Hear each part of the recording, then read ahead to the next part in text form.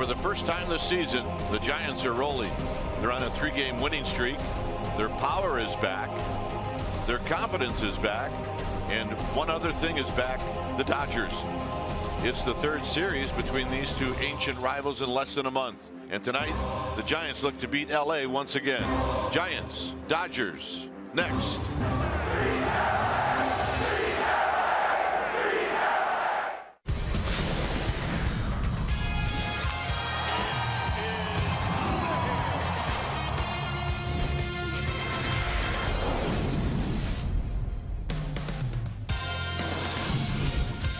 The homestand continues. It's Monday night. The Giants welcome in the Dodgers. This is game 1 of a 3-game series. Welcome to NBC Sports Bay Area, powered by Xfinity. Hi again, everybody. I'm Dwayne Kuiper. Alongside me is Mike Krukow. Giants have won 3 straight. That's the first time they've done that this year. And really, to keep this hot streak going and to feel really good about yourself, you beat the Dodgers behind Matt Cain. Well, and the Giants have done well against the Dodgers so far in 7 games. They hold a 4-3 advantage over LA, and 3 of those games were extra inning games. And if you look back in regards to Matt Cain, the last win that he has had was against these very same Dodgers when he threw 6 shutout innings. Giants right now have some good offense going from Denard Span, and right now Brandon Belt is hot. 3 home runs the last 4 games. They hope that continues, but in order to beat LA, Matt Cain must shut down the left-handed bats of this Dodger lineup.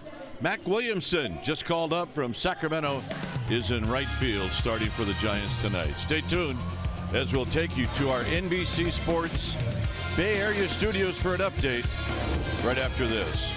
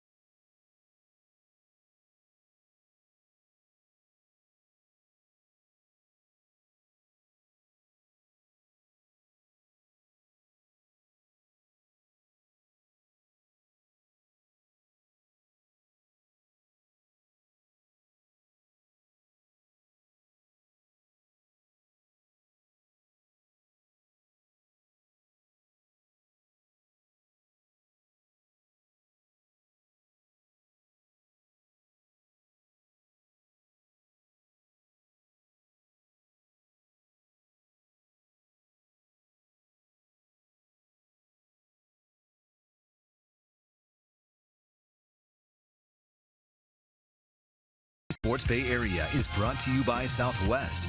Yes to low fares with nothing to hide. That's transparency. By State Farm.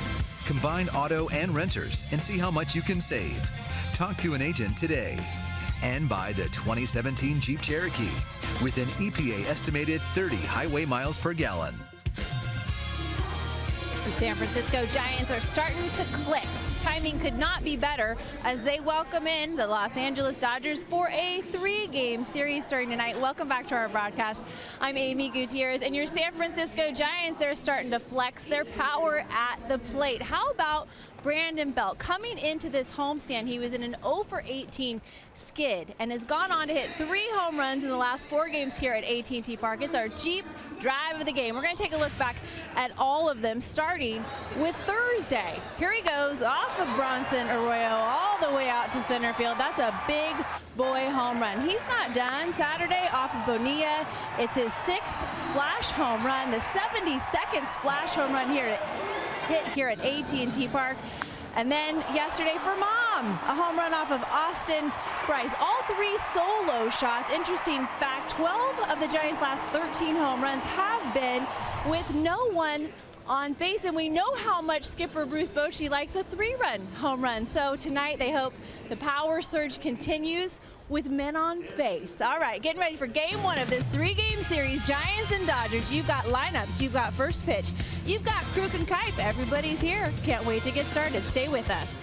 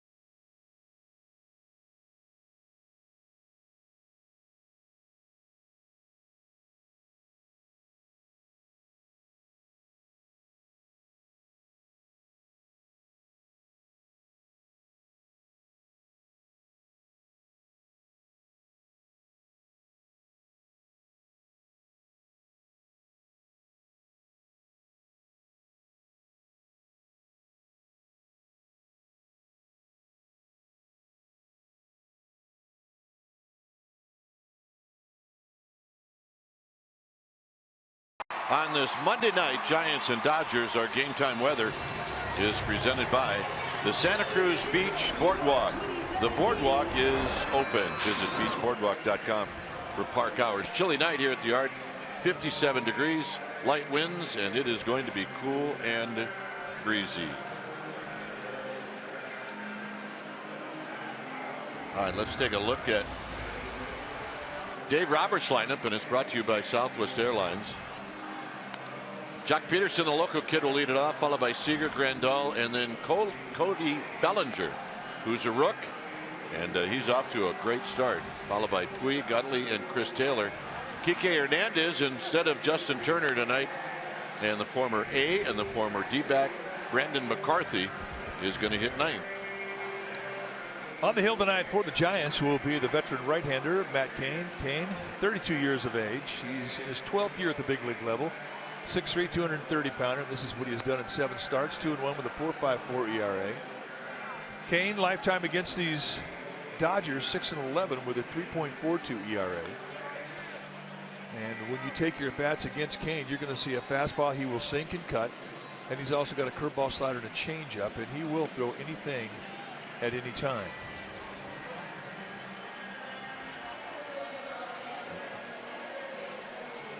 Let's take a look at the defense that will play behind Matt Cain tonight for the Giants, starting in their outfield from left to right. It'll be Nunez, Span, and Williamson. Mac Williamson activated today as Hunter Pence was put on the disabled list. So welcome back, Mac Williamson. On the left side of the infield, it'll be Crawford and Roy. On the right side, it'll be Panic and Belt. Buster Posey, he'll be in the squad, putting down the signs. Giants taking 3 out of 4 from the Reds.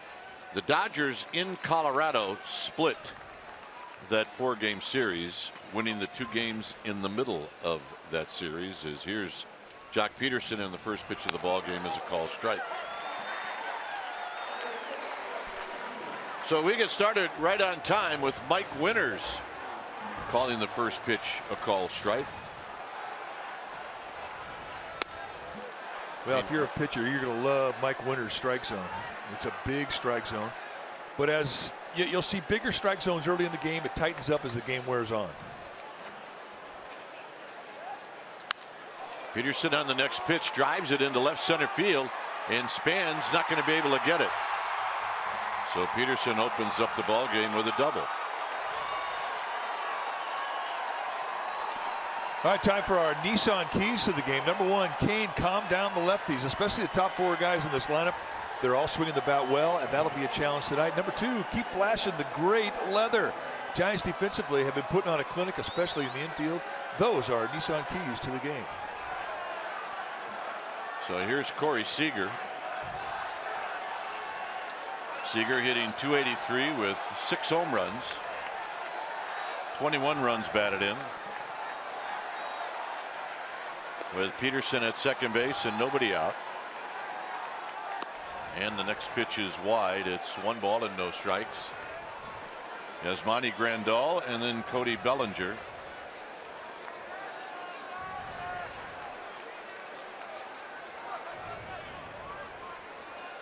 Peterson with his lead, and the pitch is down and in. 2-0.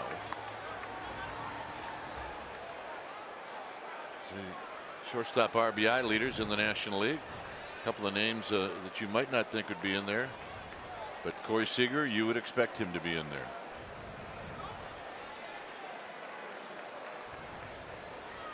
Takes a healthy rip, and there's a strike. It's 2-1. Mike Winters will definitely look for strikes. That came this season at home. He is 2-0 with a 1.13 ERA. With bloated ERA on the road, a lot of that had to do with his outing in Cincinnati. It was not a good one. In that game, in 3 1/3 innings, he gave up 9 earned runs, and that'll pretty much destroy your ERA for a while. Pretty hard to hide that. 3 balls and 1 strike. We mentioned Winters. Then it's Whitson, Molinsky, and Foster from first to third. So Cain trying to settle down. He's pitching out of the stretch after Peterson doubled.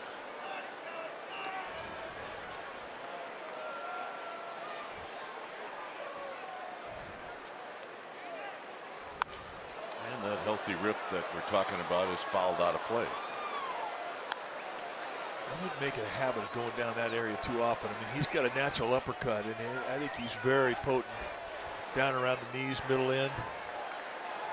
He's aggressive. He does want to hit. He doesn't want to walk. Sometimes you can take advantage of that.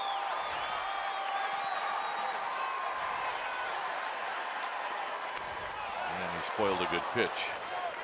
Curveball.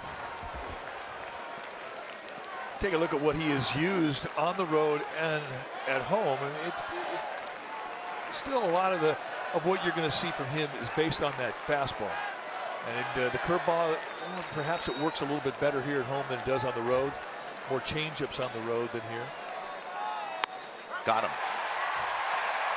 And Seager was not looking for a fastball. He guessed, he looked off speed, and Kane crossed him up. A 94-mile-an-hour fastball. I mean, that's reaching back. And that moved a lot. It's all with a two-seam grip. He's been throwing more two-seam fastballs of late, but that's great velocity for Kane. Watch how much this ball moved. Two-seam fastball going to go away from a lefty. Here's Yasmani Grandal.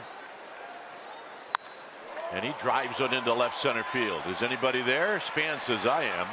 And he's going to make the catch. So 2 outs, and here's Bellinger.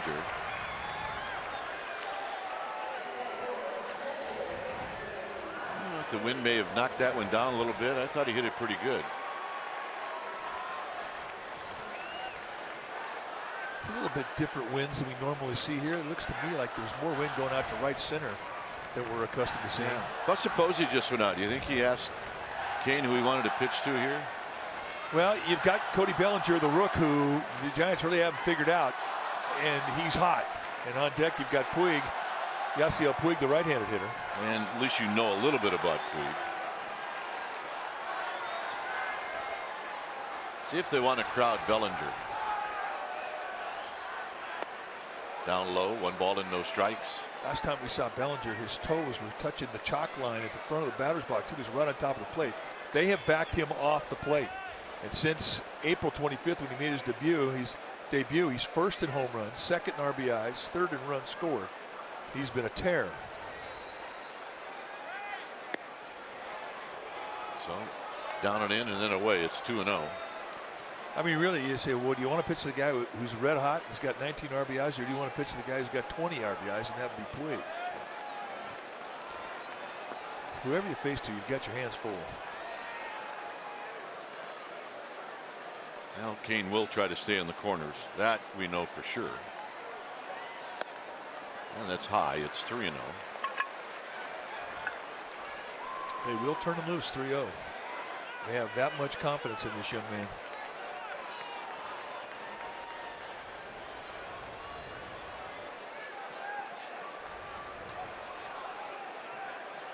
Kane, the long look to second. And they did turn him loose, and it's 3-1. And that is not a swing that you're taking swing out to go to left field. He's trying to hit one off the scoreboard. Lots and lots of bat speed. He's going to have the same problem golfers have after 10 years. Their back's going to kill them. They need new vertebrae. Fouled out of play. It's 3-2. Nice play. Hand it over. It's a good man right there. Good move. My hand hurts.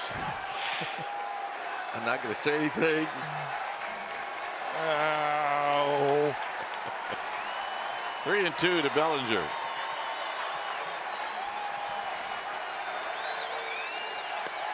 Got him, and that'll end the inning. What a job by Matt Cain coming back. 2 strikeouts and a fly ball, and now the Giants are coming up, and Span will lead things off.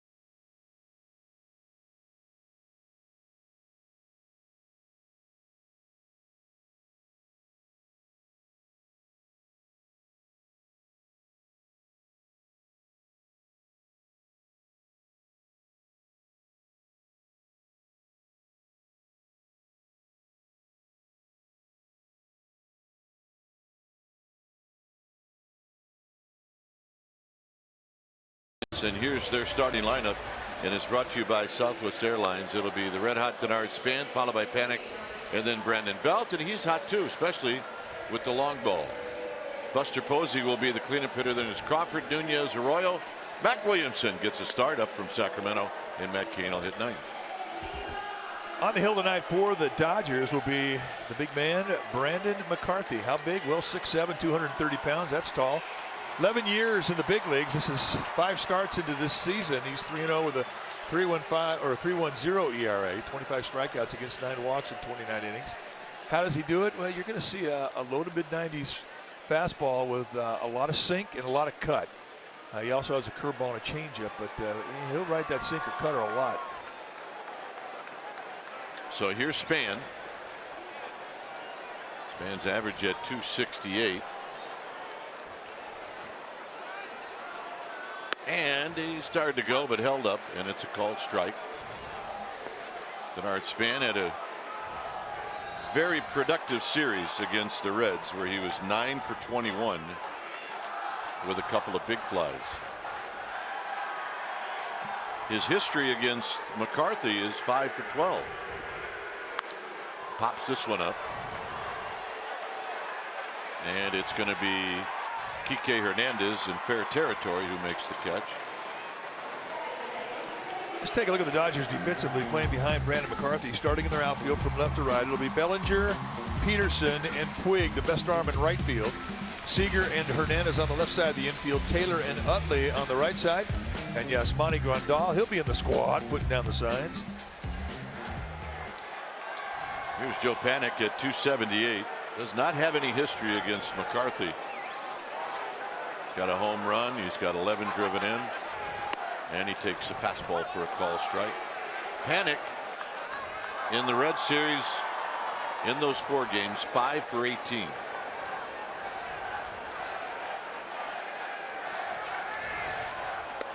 And the next pitch is a bit wide with Belt to follow.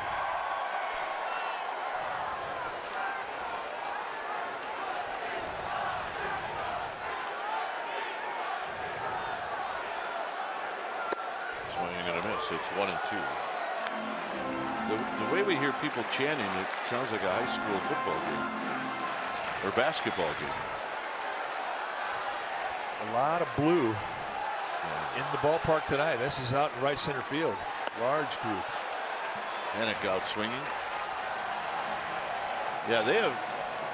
If you look at the bleachers, in all the sections, there's a lot of blue. So here's Belt. Belt hitting 221 with 7 home runs, 17 driven in. Belt on the homestand. Belt has 4 hits, and all 4 hits have been for extra bases. He's got 3 home runs and a double. 4 for 18.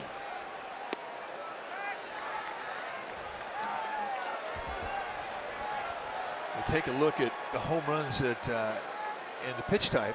You look at location down and in. That's the hot spot for him. Good low ball hitter, and he proves it with that graphic. Digs this one out, and he lines it foul. Toby Peckner doing the duties.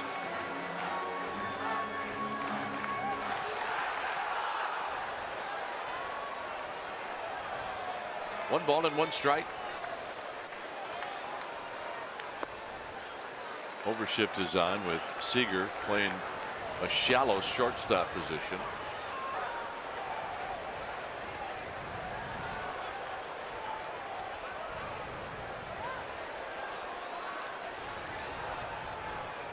And Belt rolls this one, and it's at Utley, and that'll end the inning. McCarthy with a 1-2-3 first. After 1, 0-0.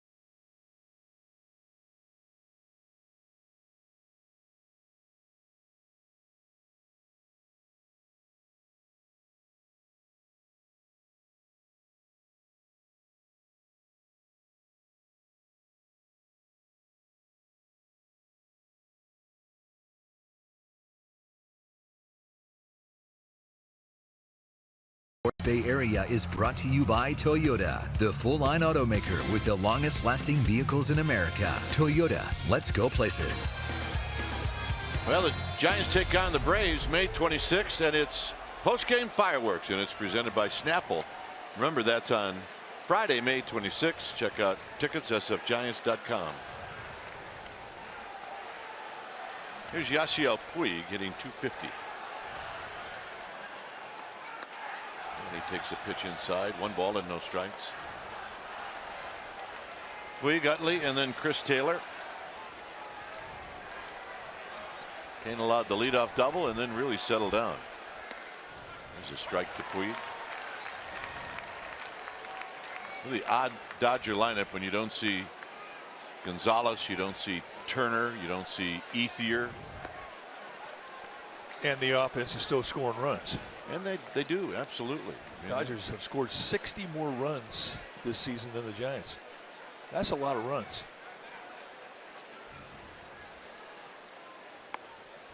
Three and 1 to Yasiel Puig. 6 for 17. He's got a couple of doubles and a home run in his career against Kane. Turner's just getting the night off. Probably see him later on. Nope. Check in with Amy G. All right, gentlemen, if fans are just joining us, Giants made a roster move before today's game. Hunter Pence to the 10-day disabled list, and Mac Williamson has been recalled. So Hunter talked to the media before the game, guys, very optimistic, said it is a mild left hamstring strain. But he does not want a repeat incident of what happened last year with his right hamstring, where he ended up having to have surgery. So they're taking care of it right now. He went on to say he is so glad the disabled list has gone from 15 days to 10, because he really believes that's all he's going to need. In the meantime, Mac will play right field and left field. Dwayne? Quick toss, and Puig is back. Thanks, Amy. Yeah, well, we'll get a chance to see Mac Williamson as he will get some at bats. I don't know if Major League Baseball and the Players Association, as Utley waits, and he lines this one at belt, double play. That's a thing of beauty right there. Leadoff walk and a 1-pitch bullet. You get 2 outs. Thank you very much.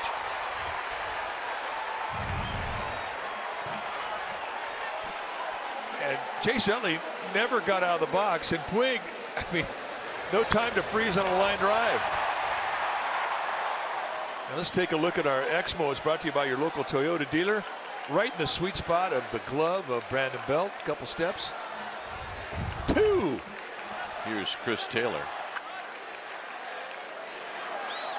What I was saying is, I don't think they had any idea, the Players Association and the MLB, of what that 10-day disabled list and how it was going to affect baseball. The disabled list is being used more now than ever before. Oh, historically. Ever before. But here's the deal. I mean, Major League Baseball has thought about going to a 26-man roster. Well, you basically have done it with the 10-day disabled list. Pulled on the ground, foul. I think eventually, if it's 10-day stays, and I don't see why it's going to go away. I mean, you're going to see every starter on every staff go on it for one period just to miss a start in the rotation, and it allows you to bring somebody up from minor leagues. Make it 12. 12 might change it. Well, they have to wait for the new basic agreement in 5 years. Just make an executive decision and make it 12. Base hit. Taylor with a 2-out single. And here's Kike Hernandez.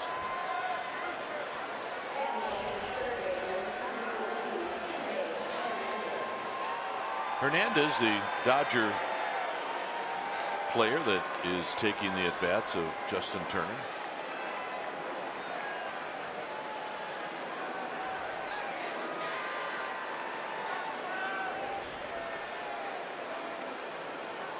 Taylor does not have a steal. He's been thrown out twice.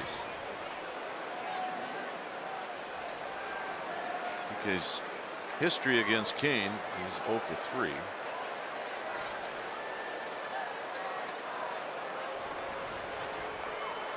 So all Matt Cain is doing is he's trying to give Buster Posey an opportunity to throw out Taylor should he decide to go.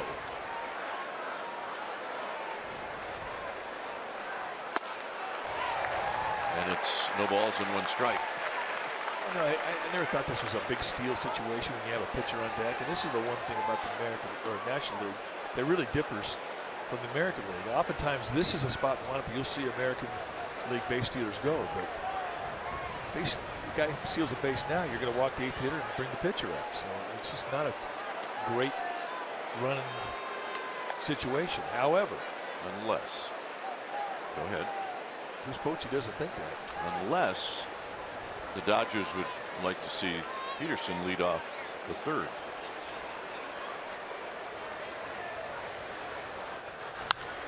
High and foul and out of play. It's another than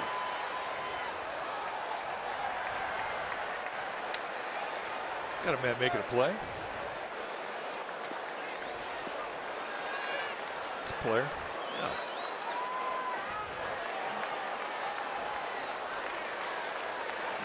Yeah, I think he's an old right-hander the way he held that baseball. He looked at it, felt the seams. Yeah, he looks like a pitcher.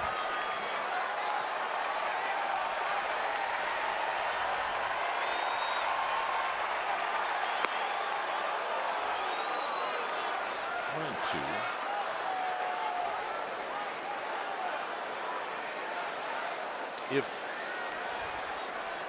our radar gun is correct, Matt Cain's hit 92 a couple of times. Well, it just tells you his mechanics are good. So it's 2 and 2.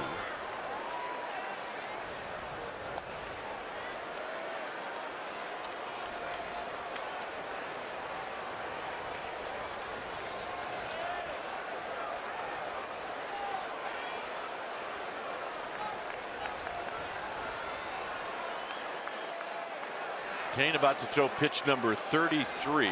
Instead, he'll check on Taylor one more time. Dodgers are 9 and 10 on the road. As Mike mentioned earlier, they're 3 and 4 against the Giants this year.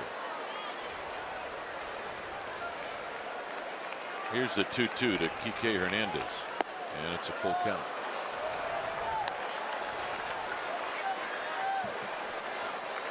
So now Chris Taylor will go.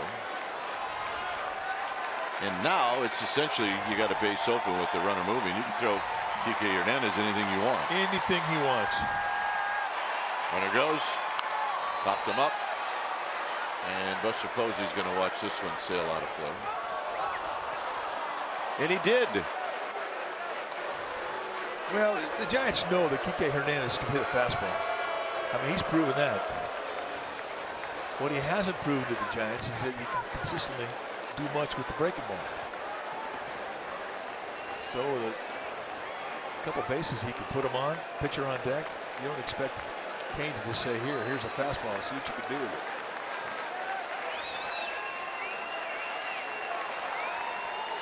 Runner goes, foul back. That one was up, and he had a good rip at it. That was a hanger. That's the other thing. When you throw a breaking ball here at 3-2, it's not a get it in situation. You still think, I'm going to throw this on a corner. That is a mistake to location.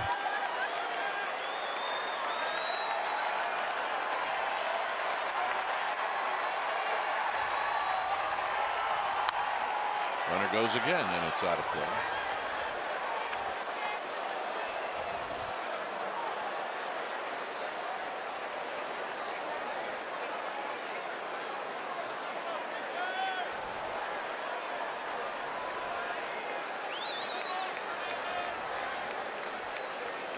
Kike Hernandez getting some pitches out of Matt Cain.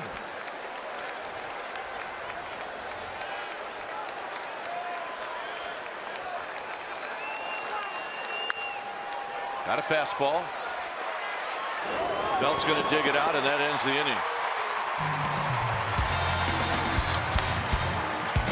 Posey, Crawford, Nunez coming up.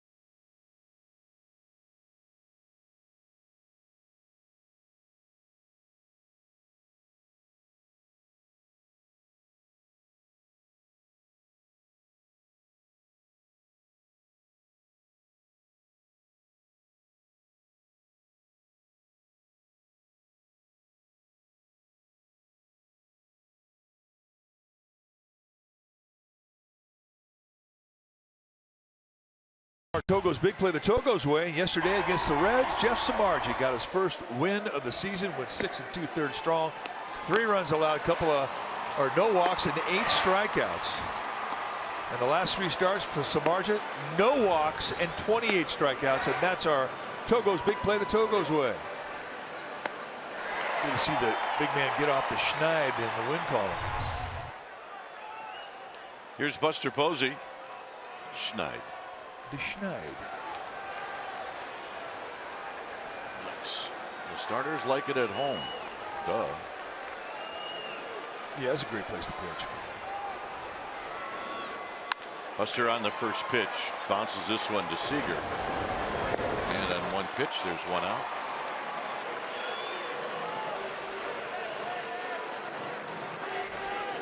Buster on the homestand now 4 for 11. Here's Crawford.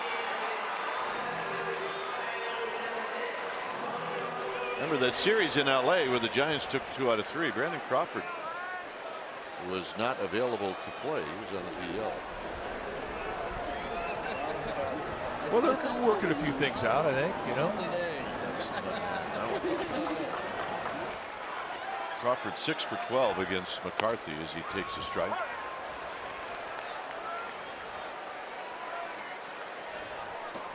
Three for 16 on the homestand.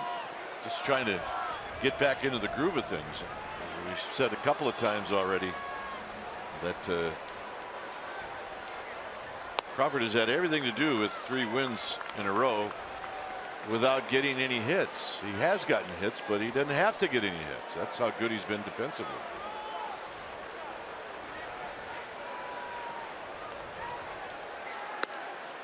It's 1-2.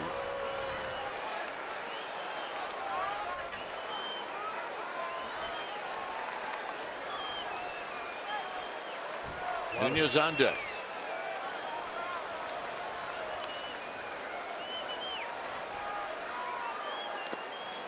In the dirt, 2-2. A lot of wind in the ballpark tonight. Fly balls and pop-ups are going to be an adventure. And it's the kind of wind that's come across the field that really can affect the movement of a baseball. It's very candlestick-like tonight.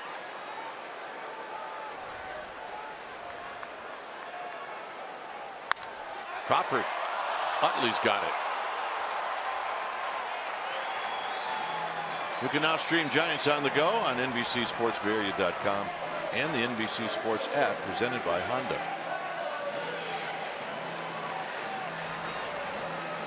Maybe Utley feels a little better. Only because he had one taken away from him.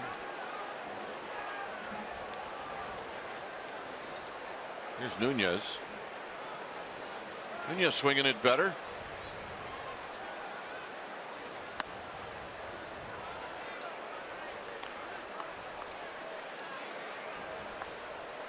As he waits on Brandon McCarthy, who does not have a loss this year. A good healthy rip, and it's 1 ball and 1 strike.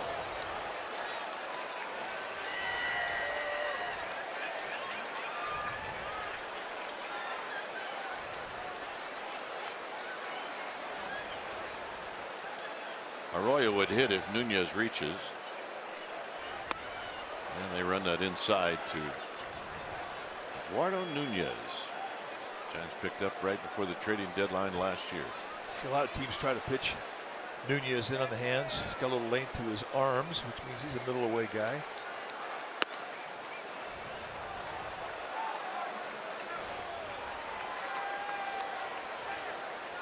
Look at the length of a hitter's arms, and oftentimes it tells you how you have to pitch him. Sure.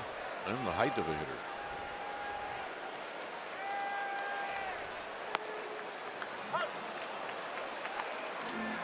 Long arm hitters, you pitch in. Short arm hitters, you pitch away. You pitch the tall guys up, and you pitch the short guys down.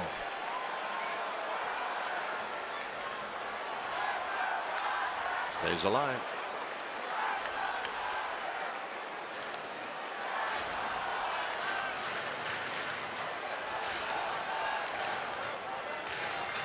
Three balls and 2 strikes.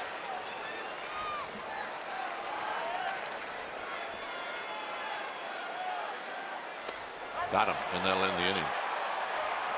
3-2 breaking ball. Through 2. It's nothing.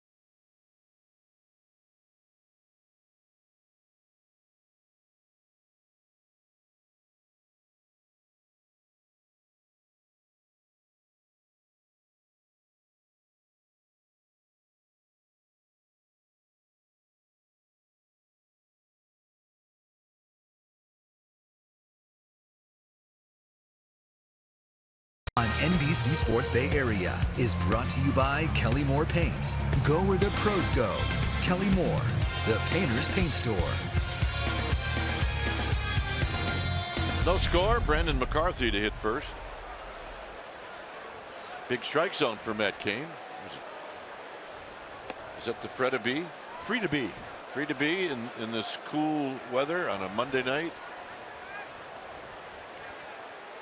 That's a good looking boat right there. 2-0 to McCarthy with Jock Peterson on deck. Well, if you get the gift of a pitcher leading off, you want to take advantage of that out. McCarthy with a strike. Taken all the way. McCarthy's got a pretty good hack. He's got a clue of what he's doing. 2-2.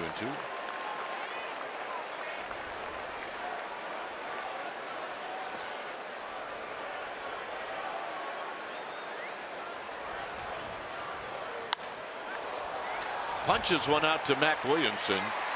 One out. Let's check in with Amy G. Amy?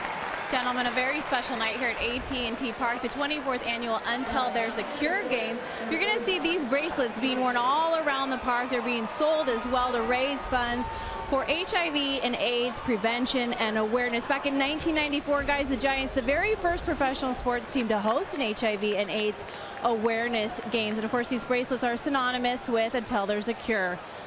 The Giants have pledged to devote a game each season to promote prevention and education about HIV and AIDS in this community until there is a cure, until it's ultimately found. Good night here at the park, guys. Absolutely good night. Thanks, Amy. Here's the 0-1 to Peterson, and he takes a pitch just low. That was a strike. Well, a large percentage of the Until There Is a Cure Day games have ended up in fights. Until there's a fight day, like we used to call it. Yeah. Yeah, it was usually the Giants and the Rockies that were going on.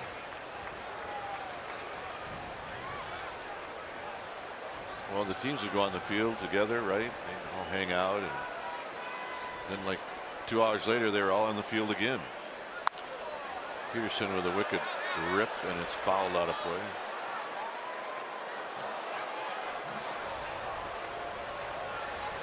We have a winner.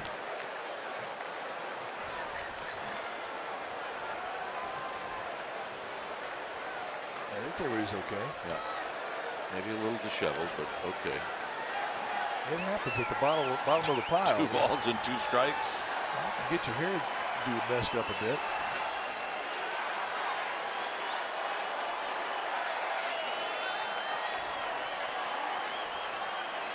Here's the 2-2 to Peterson. Fouls it back. Buster was asking for that high fastball.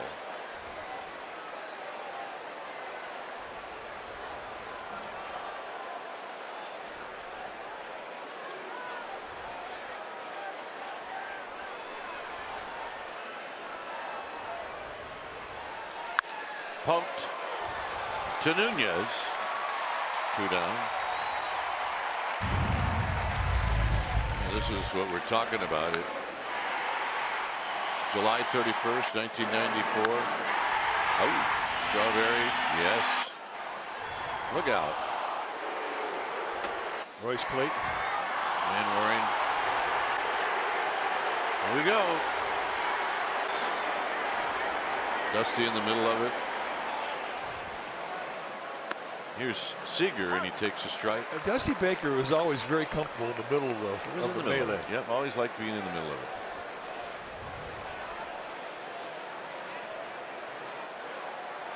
Up to middle. And a base hit. That did not feel good on the hand or the wrist of Matt Cain. I think he's taking a little bit of a walk right now. Seager gets him. Ball hit hard right back up the middle. One hopper. Maybe got him in the thumb or the wrist. Yeah, it's still there. Okay. I think he probably thought I should have had that. Although you don't have a whole lot of time to put your glove exactly where you want to put it. Yeah, but if you can get any glove on at all, you think you should have had it.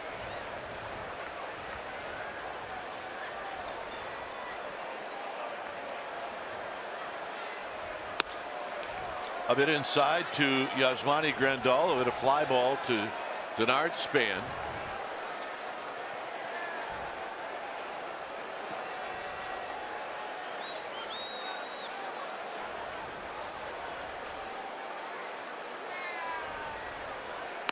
And that slow breaking ball. 1 ball and 1 strike.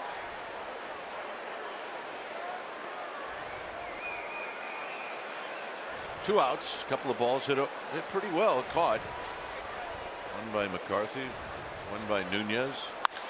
And this is hit out into Triple's alley. Can anybody get there? And nobody can.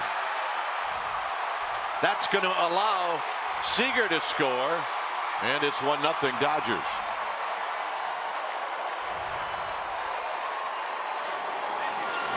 So Grandal with a double and an RBI.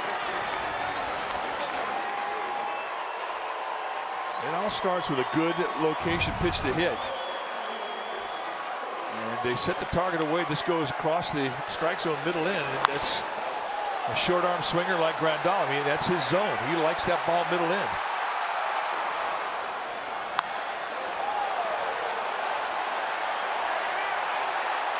And with a 2-out jump, Corey Seager is going to cruise. Here's Bellinger. Bellinger struck out looking in the first. And he rolls this one foul. This is how they work Bellinger in the first. Breaking ball. Just off the plate away. Just kind of nibbled around. And on a 3-0, he went after it. On a 3-1, he went after it. And then he goes front door with a 2-seam movement and leaves him standing.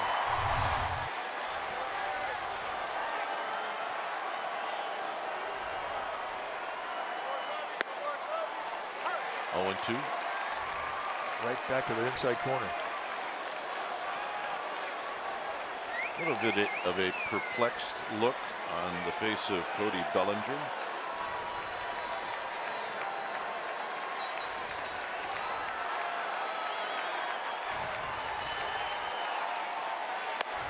And a high fastball, 1-2.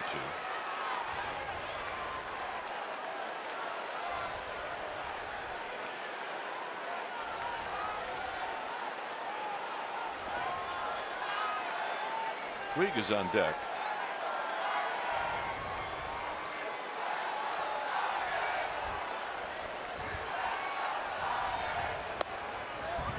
Tight, 2-2.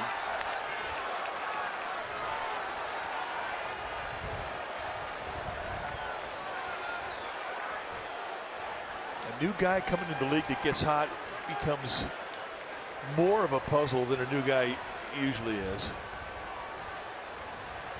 And you just kind of sniff around and trying to find that spot where he can't get to you. Now, when they first saw Bellinger, he was right on top of the plate. Right away, you're thinking we can get in on this guy, which they did. Dodgers backed him off the plate about 2 inches, which is a lot, and eventually you'll probably see him back off a little more.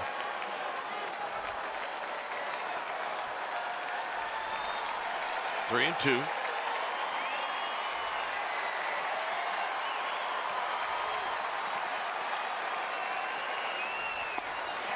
Got him for the second time. Dodgers take the lead.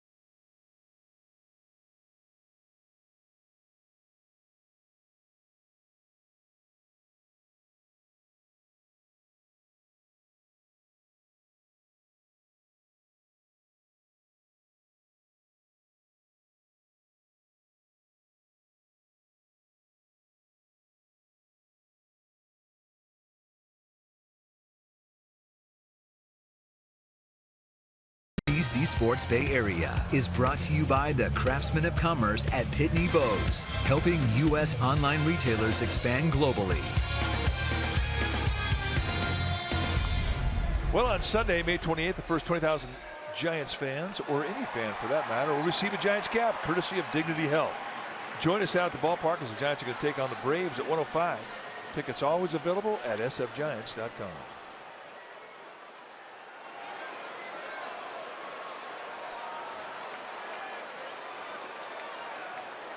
There's a little guy in a good spot. Here's Christian Arroyo.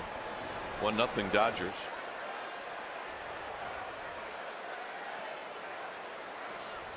First pitch strike. Christian Arroyo at 224. 2 for 14 in that Red Series.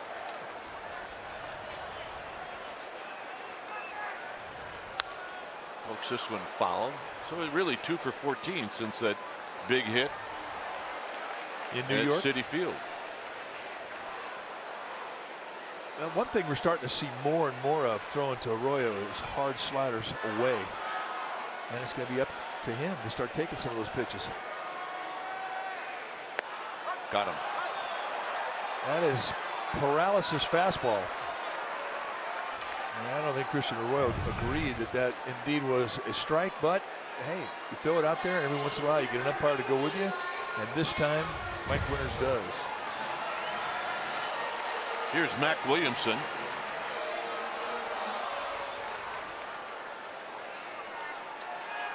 See what he was doing in AAA, hitting 274, really starting to get hot. 3 home runs and 10 RBIs the last 6 games, swinging it well, hitting 400. I asked him how he was seeing it. He says, good.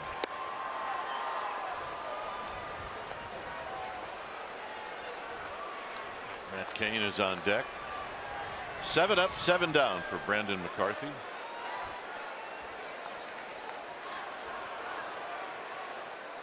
And that pitch is wide. See the shutdown innings percentage, best in the major leagues. Yeah, it's putting up a 0 after your team scores. I'm going to say Mac Williamson went around. It's 1-2.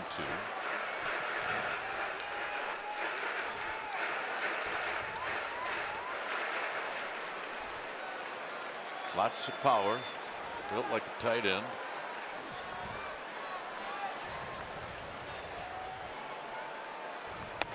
And he takes it high, 2-2.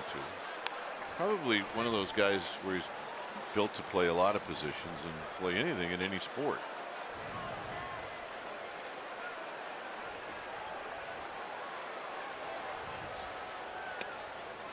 Wow.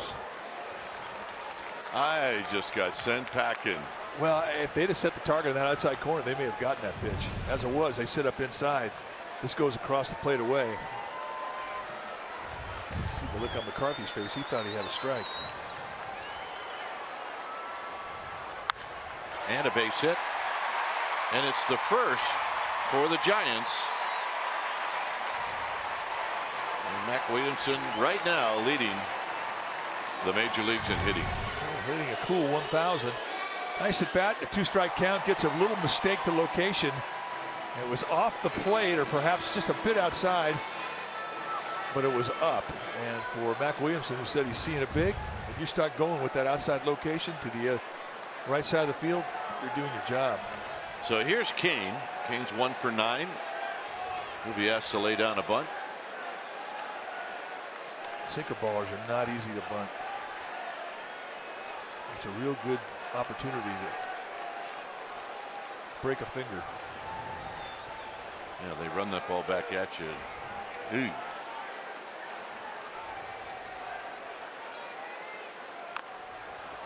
And it's bunted foul. It bounced over the head of Grandal. It's no balls and 1 strike. I think that's a perfect example. You try to bunt the bottom of the ball and you just bunt too much of the bottom of the ball.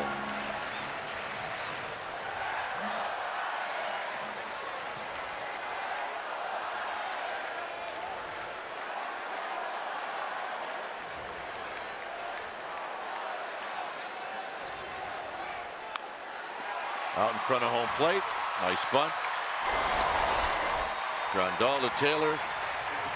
Williamson in scoring position. Yeah, that's a nice job. You don't get that far out, that ball far enough away from home plate. Grandal's got a great arm, and he is going to have a chance to get that runner at second. So the only play Grandal had was to first. So great job, Matt Cain.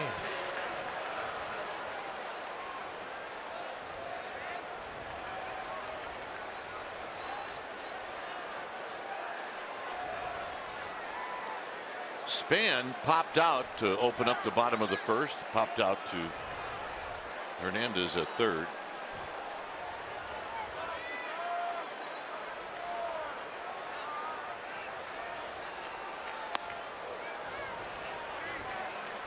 One ball and no strikes.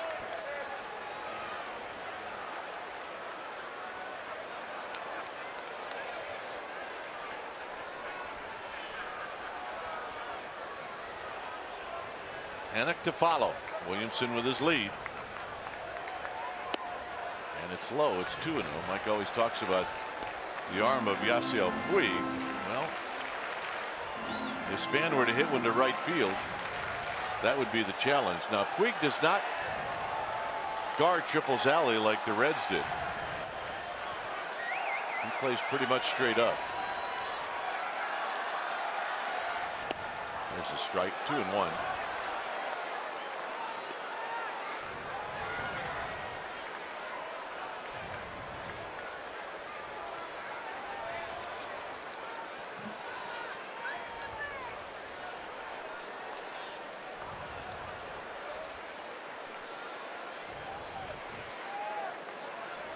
A 2-0 respect with that last curveball. Get pitches like that. That's the type of pitch you throw to a hot hitter, and that's exactly what Denard Span has been. And we're not talking just singles. We're talking about Home runs, doubles. He is killing it. Breaks his bat. 2-2. That ball ran right in on the hands. We'd like to extend our condolences to a friend of ours, Chris Berman, a friend of ours in the Giants organization for many years. He lost his wife Kathy in a tragic accident over the week. And Chris, if you're watching, we just want to let you know that we're thinking of you and your family. Hang in there, buddy. Boomer. West Coast family is indeed thinking about you. Here it's 2-2 to Span.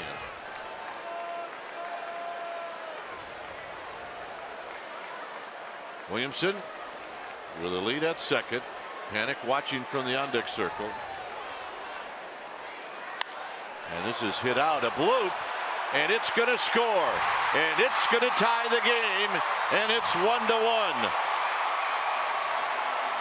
Nothing like a bloop. Well, it seems the only time you get hits like that with men in score position is when you are hot. On a 2-out, 2-strike knot that ties the ball game up. Looking right to the glove, and Grandal wanted to elevate. And they had Corey Seager playing over towards second base, and it created a little space. And a hot hitter like Denard Span just found it. And Matt Cain rewarded for a good sacrifice bunt. And here's Panic.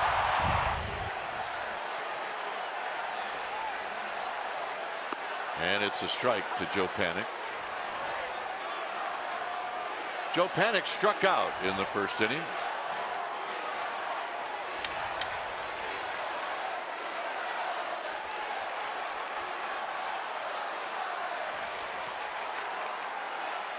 Span may take off.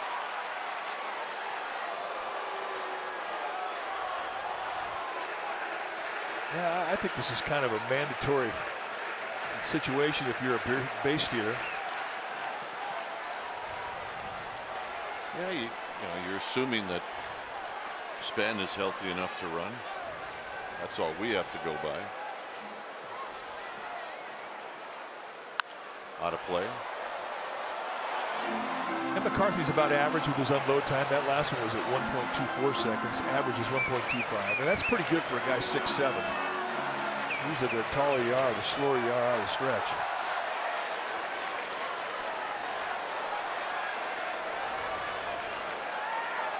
And remember, Grandal's got a great arm.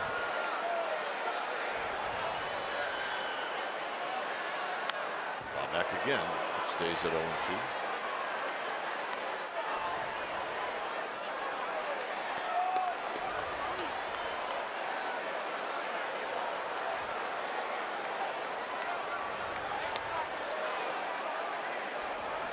Belt would hit if Panic extends the inning, and there's a quick toss.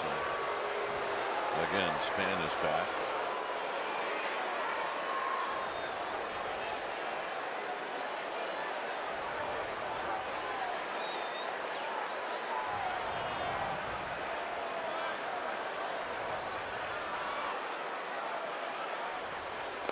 Down low, blocked by Grandal. It's now 1-2. You ever get on first base and think about going and not go and see the ball in the dirt like that? And think, I had it easy. Hey. Hey, you think long, you think long.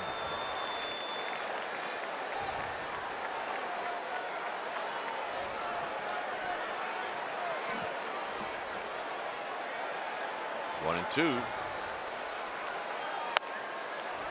See, that was one where he's glad he didn't go. Yeah, that's exactly right. That would have been tough to be safe.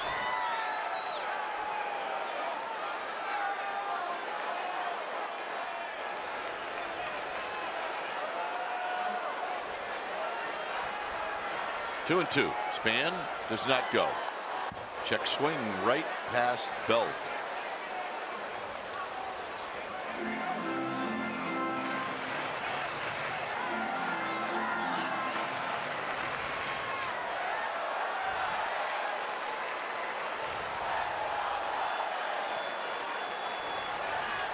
45 pitches now for McCarthy.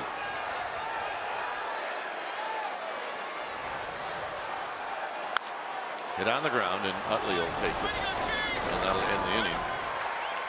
So the Giants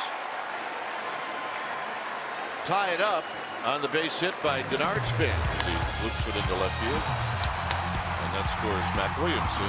It's 1-1.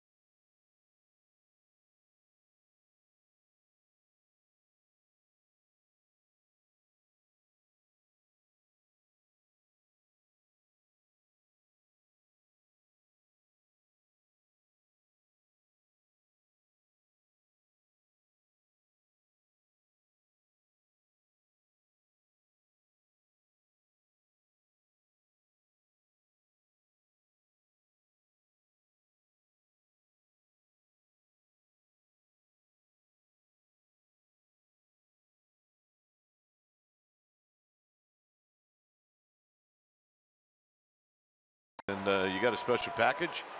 You get a pregame brunch in Triples Alley, hosted by C's Candies. You get to watch BP. You get a box of C's Candy peanut brittle and a ticket to the game. sfgiants.com/brunch. Here's Puig. He takes a call strike. It's a 1-1 ball game. It'll be Puig, Utley, and Taylor facing Matt Cain, who is now pitching in a tie game. And Puig rolls this one to third, but it's foul, and it's now 0-2.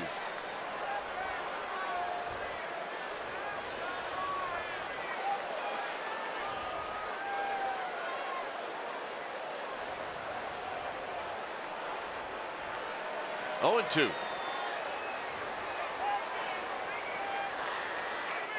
Puig hits one to left. Nunez has got room. Just got that out towards the end of the bat enough.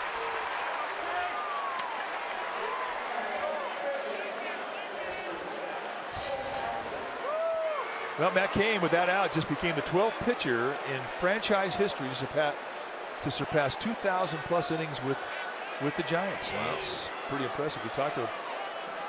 He's in his 12th year at the big league level, all in a Giants uniform.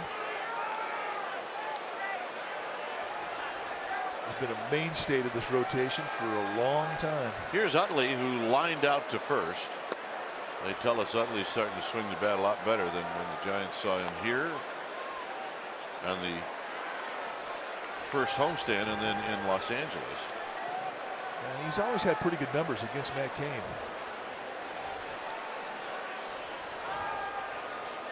That list with Matt Cain, those 2,000 innings, Juan Marichal and Gaylord Perry were the most recent until Matt Cain. There's a couple of statues of those guys, right? Yeah. Utley takes inside. It's 3-0.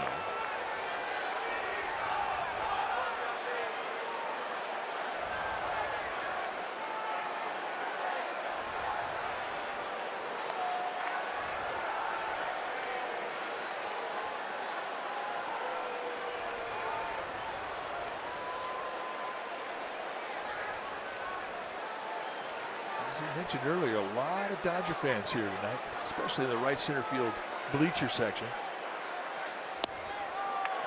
Game pitch low. So here's Chris Taylor. So if you're a Giants fan, you get tickets to come to bleachers, and you find yourself sitting in a sea of blue. How did this happen? You have to wonder.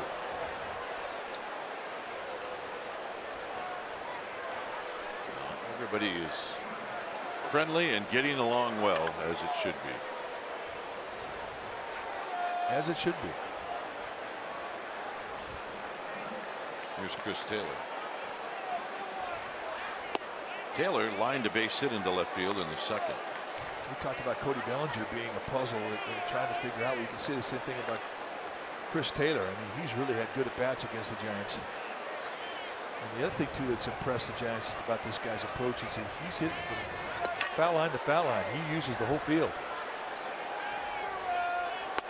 There's a strike. Giants playing straight up. And defensively, that's how you have to handle a guy, or try to handle him, when you don't know much about him. And you don't see many configurations defensively like that these days. But there is a hole on the right side with Belt holding on the runner. Got a hanger, and he missed it. Yeah, that's a good swing.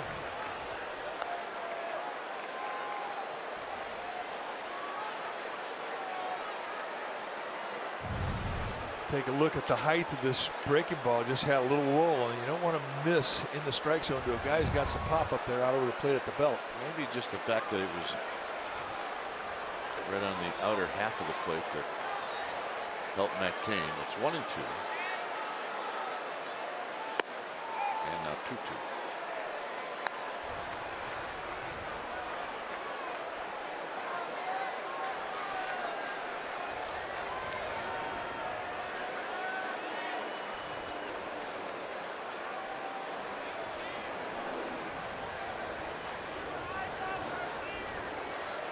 Also a pretty good contact guy. You could hit and run with him. And that's what they're going to do, and it's hit right where Crawford is. And that's a double play. That's called bad luck if you're Taylor. It's called good luck if you're Matt Cain. Stays 1-1.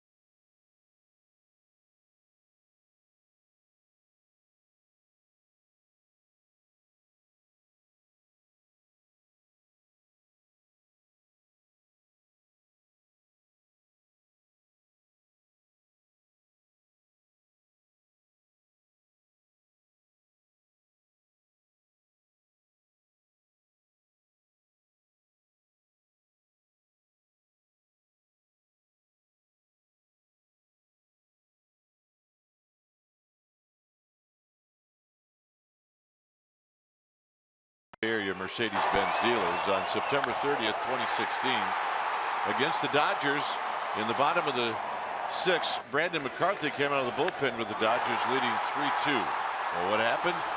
McCarthy gave up a 2-run double to Connor Gillespie, and Madison Bumgarner followed it up with a 2-run double of his own. McCarthy did not record it out in the inning.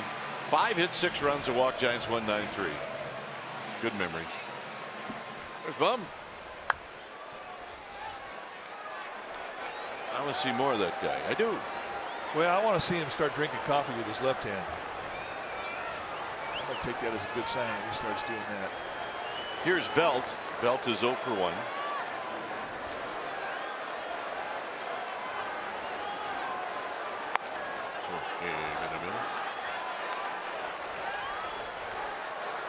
2 for 10 with a home run, 6 strikeouts against McCarthy.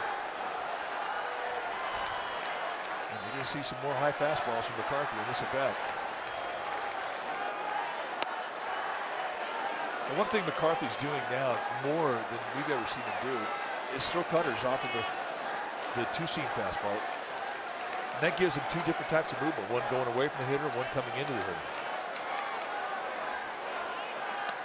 Well, takes low. That's a good pitch.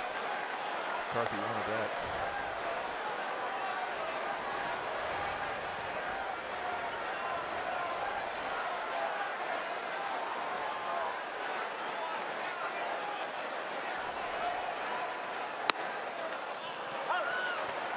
Two and two.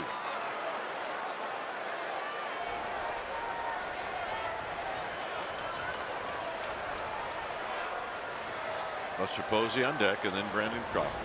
Good spot in this lineup to pick up a run or 2. Belt gets jammed and a base hit. Wow. Brandon Belt going the other way. I think it surprised Seager. I think it did. Well, a reminder that the Warriors Playoff Central is right here in NBC Sports Bay Area. Warriors taking on the Spurs. And you can see Warriors Playoff Central before and after Game 2. Starts Tuesday at 5, so get ready for Game 2 with the teams you've watched all season long. Papa Saint, Kalina Roz, and insider Monty Poole.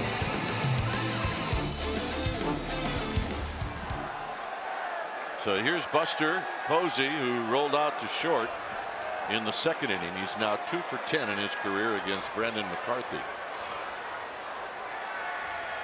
And he takes a strike, and it's 0-1.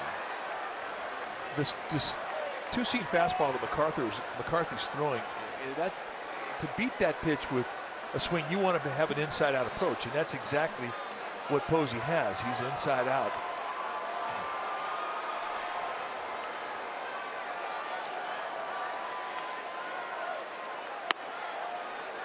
Just missed. 1 ball and 1 strike.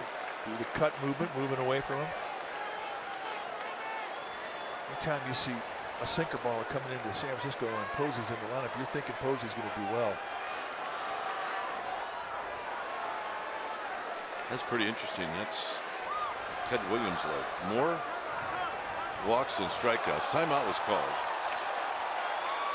Called by Buster Posey as Mike Winters is pointing at who called the timeout. Hey, he had a heck of a jump.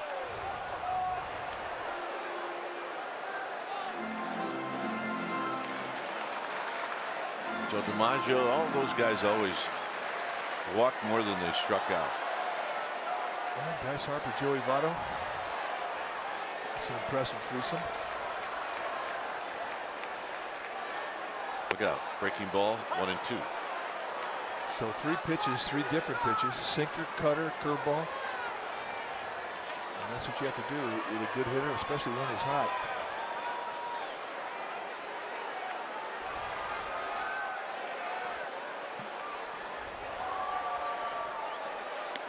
Belt is back easily.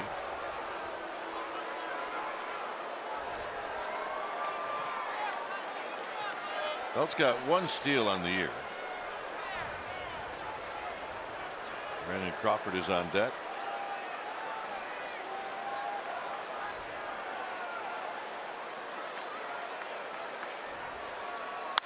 And a base hit to right. Kind of just what you were talking about, right? Exactly. Inside out, you'll see a really big knob lead with the swing of Buster Posey and the movement coming back into it. If you try and hook this ball, you're going to get jammed. But if you stay inside it like he does, I mean, that's the swing to beat the sink. Of course, it always helps when it doesn't sink. So first pitch, sinker, then a cutter, then a curveball, and then he hangs the sinker out over the plate and up. And the inside-out approach of Posey beats it. Well, here's Crawford. Crawford hit the ball really hard, but right at Utley in the 2nd.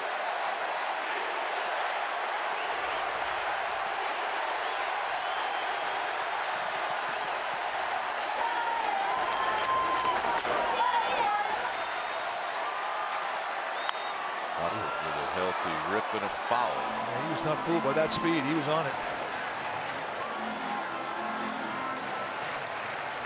Well, that's one where you see it early, you wait well, you get some elevation on the pitch, and you foul it off. You think, I should have done more with that.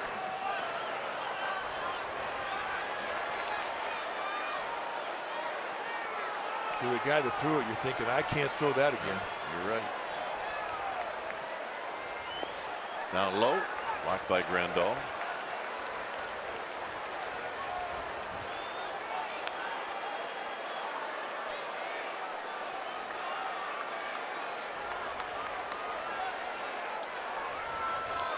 One ball and one strike.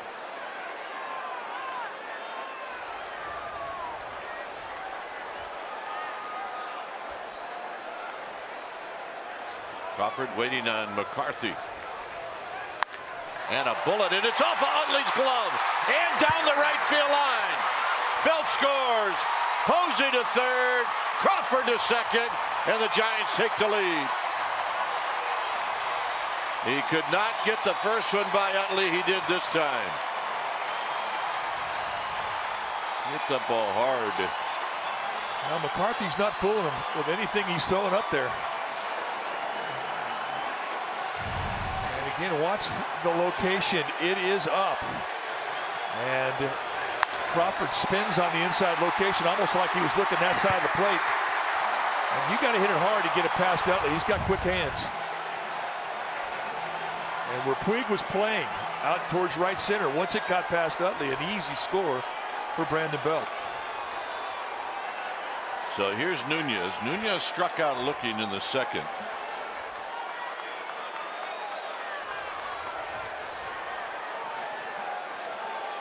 Dodgers will play the middle infielders back, and this is rolled up the middle.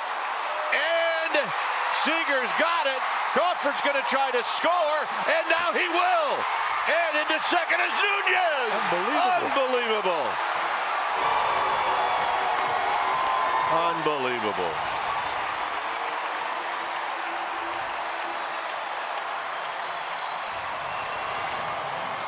The Dodgers had Crawford hung up, and they didn't know it.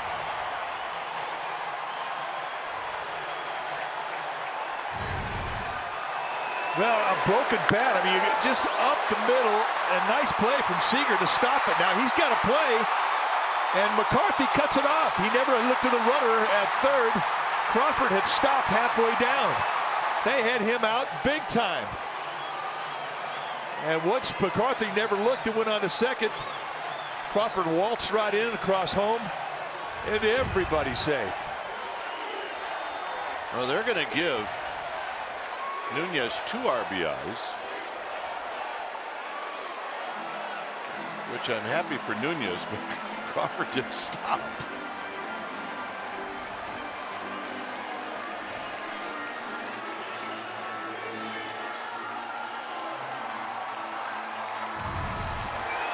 Now watch the path of Crawford.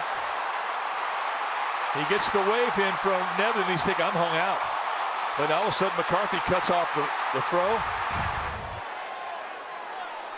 And now Nunez is going to go, and he'll steal it without a throw. Oh, my. Great time to go. A great time to go when you have a guy out there on the mound who's a bit fragmented mentally because he had made a mistake, and he cut that ball off. I mean, this is one of the biggest jumps we've seen all year. I mean, Grandal had none chance. Now the infield will come in. And it's outside. 2 balls and no strikes. Consistently working that side of the plate against Christian Arroyo. And he's got a right field approach.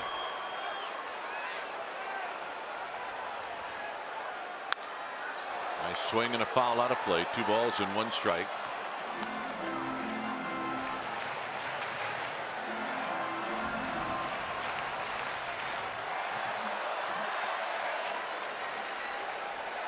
Nunez at third. Nobody out. Crawford saying, dude, I can't believe that guy cut that ball off. I was out by 20 feet. It's a perfect example of why they don't use the pitcher as a cutoff man. He's supposed to be backing up. Well, I think you're right. He kind of got on out there and wasn't really supposed to be there. I mean, look, the ball never got to the outfield, so he didn't know where he's going to go. Out of play, 3-2.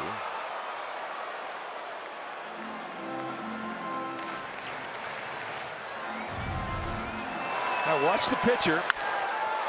He just kind of trails the play. He doesn't do anything. Now Seager turns around, throws a pitch, throw back to home plate, and he gets cut off. Out of play again. I think once McCarthy got out there, he's thinking, I always wanted to be a cutoff guy. He may get fined.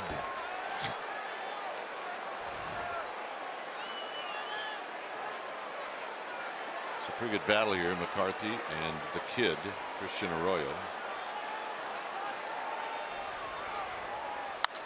Driven to right. Puig's going to catch. Nunez is going to come home. And he scores. Nice at bat. It's 5-1. He's got a cannon. He's got one of the best arms we've ever seen. That's how good his arm is. I mean, Eduardo Nunez, he's got good speed. And this is beyond average depth. And look, he doesn't get a whole lot of time to get behind it and watch the throw. Doesn't have to worry about a cutoff man. And he almost pulls it off. That's a great arm. And he loves to show it off. Here's Mac Williamson. And he takes a strike. Hey, if I had an arm like that, I'd like to show it off too. Yeah, really. You did. You showed it off every 5th day. Yeah. I was impressed. Yeah, you're a good partner.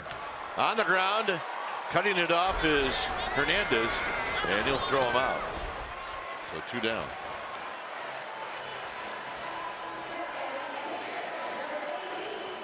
So here's the benefactor to the 4 runs here in the 4th, and that's Matt Cain. Nunez talking about the sink from McCarthy to Johnny Cueto. The ball just got in on him. He managed to get enough of it up the middle to get a couple RBIs.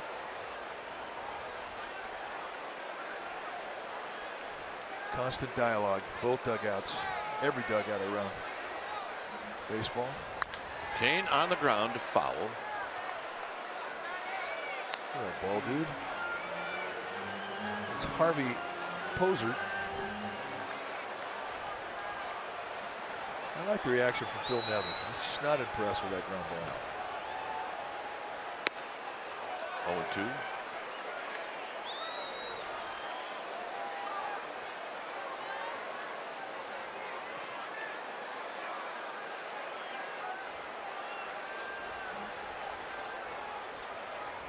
Outside to Cain. 1-2.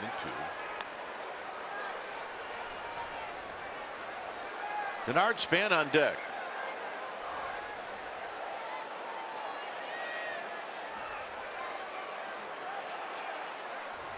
Cain takes strike 3 call, and that'll end the inning.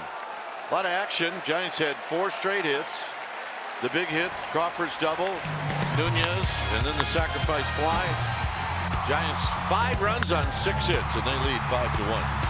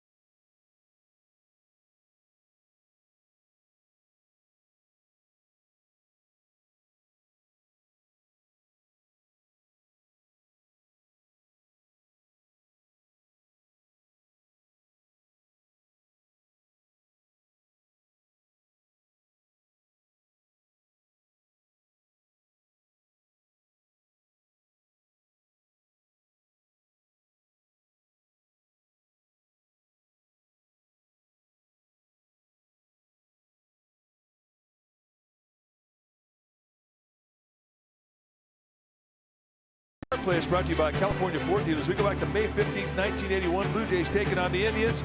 And on this date in 1981, Lynn Barker of the Indians pitched a perfect game against the Blue Jays. His second baseman, Dwayne Kuiper, got 4 ground ball outs in second. And Rick Manning in center field caught the last out. A fly ball hit by Ernie Whitt. And how much fun was that, partner? It was, which I never got to play in the playoff game, but it was playoff worthy, even though there was only 6,000 fans there.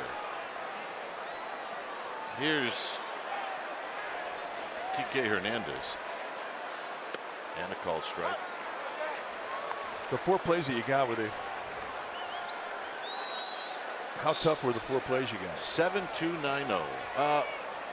Maybe 2 out of the 4 were worthy of saying, yeah, that was a pretty good play, considering what was at stake. Right. The ball that Alfredo Griffin hit was probably the closest one, and that was early in the game. I mean, Alfredo could run a little bit. And this will be caught by Crawford. Plus, for me, that was maybe 3 weeks after I came back after missing a year with my knee surgery. So I always took that as a reward for having to sit out that long. Mr. Posey with some wind cheaters. Talked about all the wind that is here tonight. And if you have contact lenses, I mean, it's just exactly like Candlestick. You're going to be disadvantaged. It just gives you an idea of how much wind's down there. I can't remember a time when Posey broke out the specs. No. I mean, he does wear glasses when you see him at breakfast on the road. But I'll bet those are not prescription. He might be right. He may have the contacts in and, like I said, put the wind cheaters on. So Kane strikes out McCarthy. That's his 4th strikeout. And that'll bring up Jock Peterson. All right, now I'm hungry. How about a hot dog? Hey, get your Red Hots. Loaf of bread, pound of meat, all the mustard you can eat. Get your Red Hot, Red Hot, Red Hot, Red Hots. Remember that guy in Shreveport? He's the greatest vendor in the Texas League. That was good.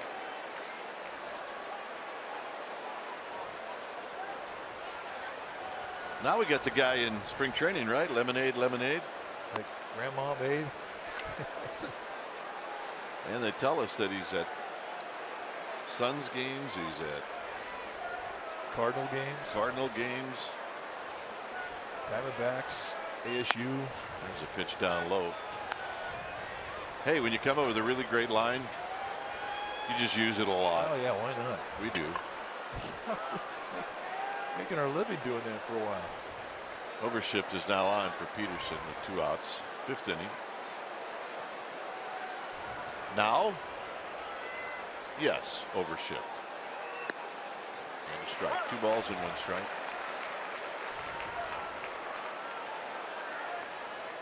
There's our man.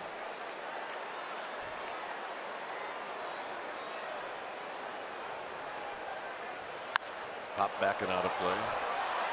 I think that's the last time I heard a hot dog called a Red Hot was in 1975 in the Texas League.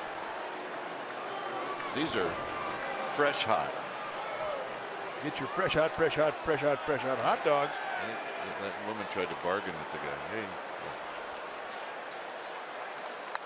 foul back again. 2-2. Hey, many a time sitting in the bullpen in the minor leagues, we bargained a baseball for a hot dog. Didn't even matter what kind of shape the baseball was in. Or what kind of shape the hot dog was in. Could have fallen out of the basket 2 or 3 different times.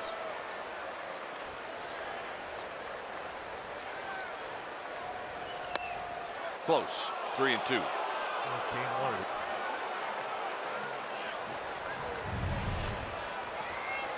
How close? Well, Yeah. could have been called a strike.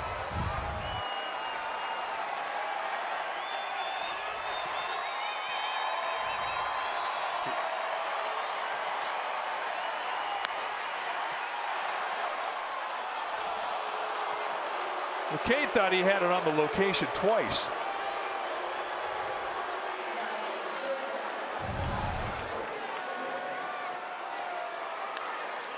And I think here, the only question really is whether or not he had a swing. And I don't think he did. I think it was called correctly, both with the pitch and with the non-swing. Well, here's Seager. Seager single up the middle. It did carry him off of Kane's glove hand. No balls and 1 strike.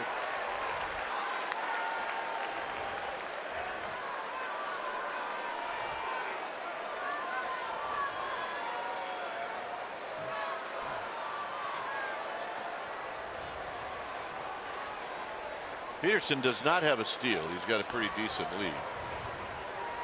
Probably would not be the time to go if you're Jock Peterson. Kane's allowed a run on 4 hits, and that run came in the 3rd after 2 outs. So here we are with Peterson at first and 2 outs.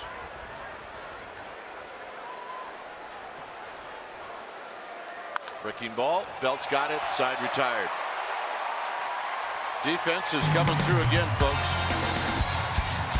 That may have been a run. 5-1 Giants.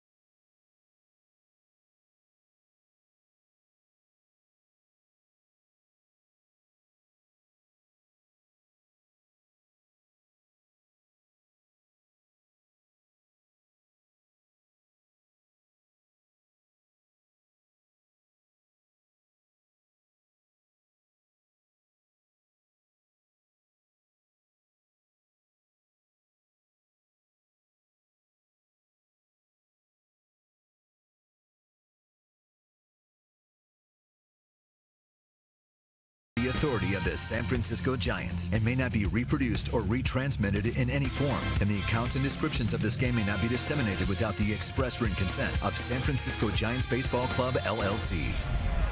Giants with a 5-1 lead, and for the Giants, it'll be the top of the order coming up here in the bottom of inning number 5. Span blooped a single to left his last time up, and that tied the game, made it 1-1.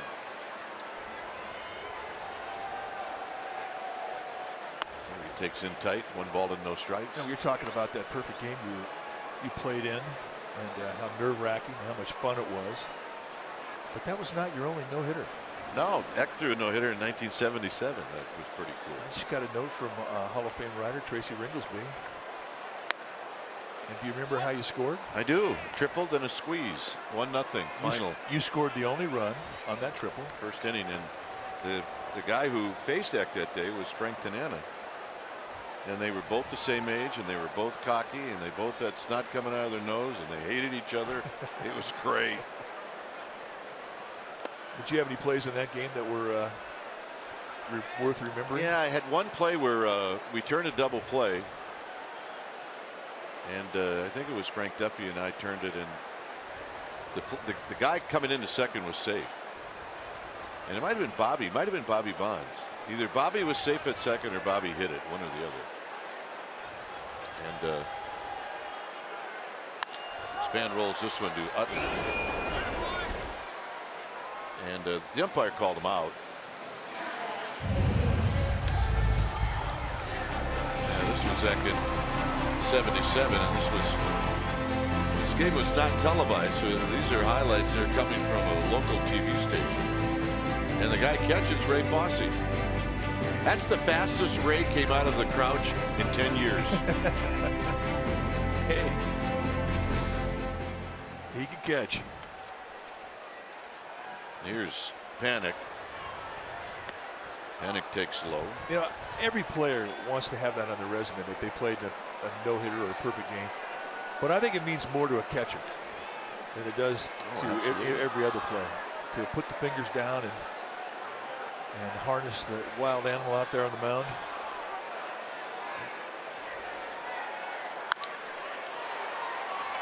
And it's kicked by Taylor, and it goes out into right field. Going to be an error on Taylor. Well, you talk about it when you play deep and you come out on the grass, you really don't know what kind of bump you're going to get. Oh. And I don't think that hit the lip of the grass, but it came really close. Just hits him high in the thumb and never gets the pocket of the glove on the ball. So an error on Taylor.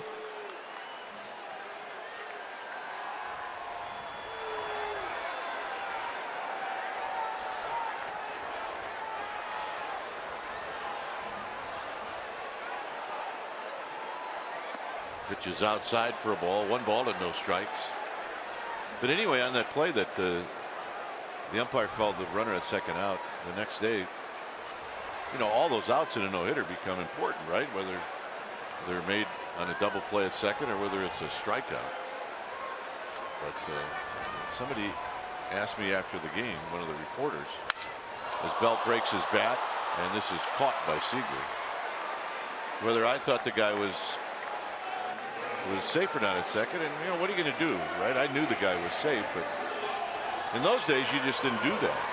You weren't honest. You lied. You said, "Oh no, I think we got him." And Bobby Bonds tore into me the next day. I didn't know Bobby that well. He was like, "You knew." I said, "Well, Bobby, what am I supposed to do?" Well, you wanted to make the umpire look good. You didn't want to expose him. You saw those guys all the time. All the time. So here's Buster Posey. Breaking ball to Buster for a called strike, and it's 0-1. Back then, there were 2 sets of umpires, one in the American League, one in the National League. Absolutely. You knew a lot about each umpire, and they knew a lot about you.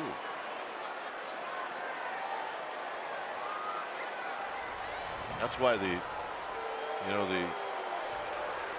report about Steve Palermo, who passed away, was it yesterday or maybe the day before, who was really not a good umpire. He was a great umpire and a young man. There's another call strike, and it's 0-2. And, somebody's going to make a movie about that guy. You watch. Well, he is an inspirational guy. I mean, I knew him in the American Association. He's just a great umpire. And you knew he was going to be good at the next level. And he went to the American League. My career was in the National League. But, I mean, everybody that came across him was impressed with the guy. He was honest. He was great. Buster rolls this one to short. Seager's going to throw him out. That's going to end the inning. The Giants with a base runner on the air through 5. It's 5-1. Giants.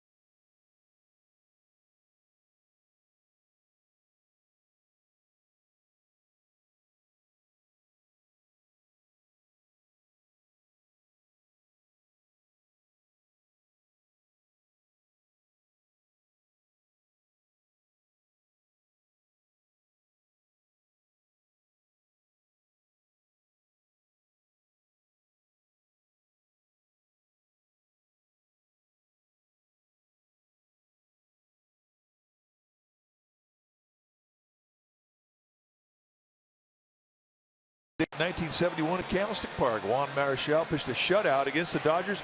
The Giants won that game 1-0. Willie Mays hit a leadoff double in the bottom of the 7th inning, and Dick Dietz knocked him in with an RBI single for the only 2 hits of the game for the Giants. It was the 3rd of 5 complete games for Marichal that month. Dick Dietz, the Mule. The Mule. Watched him just, what, over the last 5 years, right? Yep. All right. What do you do in the 6th inning? Share popcorn with Mom. Here's Grandal. Grandal takes inside. Grandal tonight 1 for 2, doubled in the only run of this game for the Dodgers, and he did that in the 3rd inning.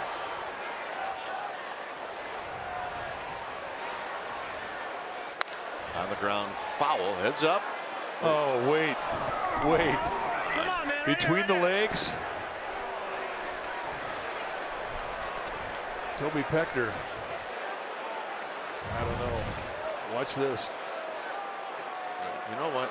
Guys that their profession is playing the guitar, that's what they do.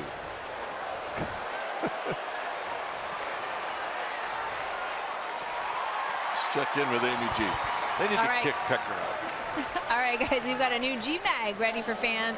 May 21st, immediately following the Giants post-game live, I had the opportunity to spend the morning on the links with the one and only George Contos. And here's the deal, you guys. He's really good at golf. I'm really bad at golf, so it makes for a pretty funny show. We talk about a lot more than baseball, so we hope folks will tune in because it's going to be a fun one. May 21st, right after post-game live. Dwayne? I don't know. I mean, that's a pretty good swing. That's not a bad hack. I mean, it's not good when you swing and a miss off the tee. It's No. She needs a few buckets of balls, that's all. George has got a great swing. He can play. Bellinger has struck out twice. Oh, man. Game 1 of that one. If you try to feel the ball between your legs and you do it,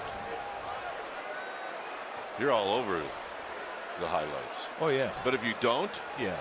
then you can't come back. No, you're gone. 2 balls and 1 strike. The one thing that is absolutely essential when you try to feel the ball like he did, you have to have a cup on. You do. If not, then you can't come back. If not, then you don't want to come back.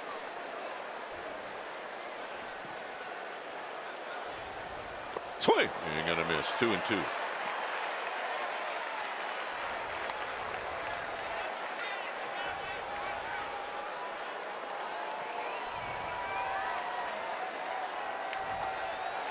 Bellinger trying to avoid the hat trick.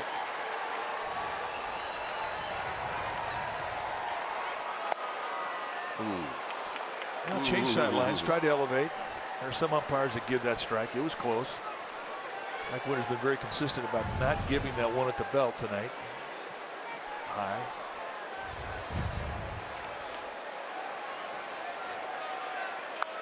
Fall back.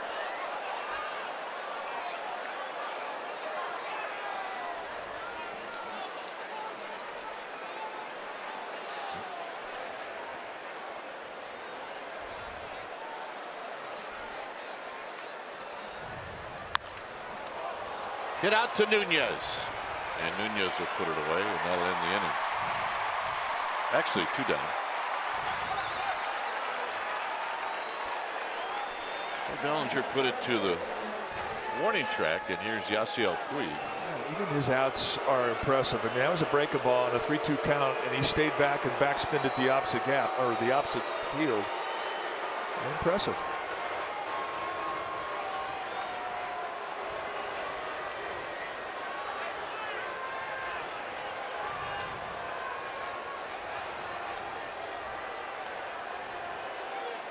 Puig hits one to right. Williamson playing the wind, and that'll end the inning. So Matt Cain, 3 balls in the air and 3 outs. 5-1 Giants.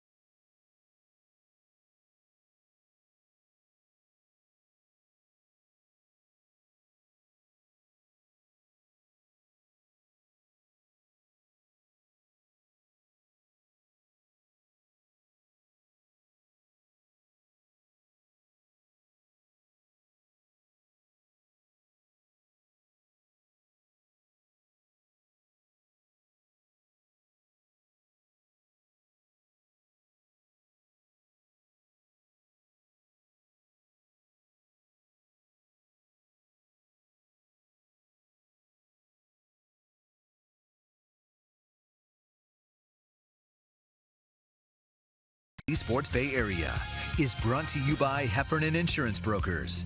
Insurance and financial services for you and your business. Visit hefins.com. By Jack in the Box. Come try the new guacamole and bacon chicken sandwich, only at Jack in the Box. By Southwest.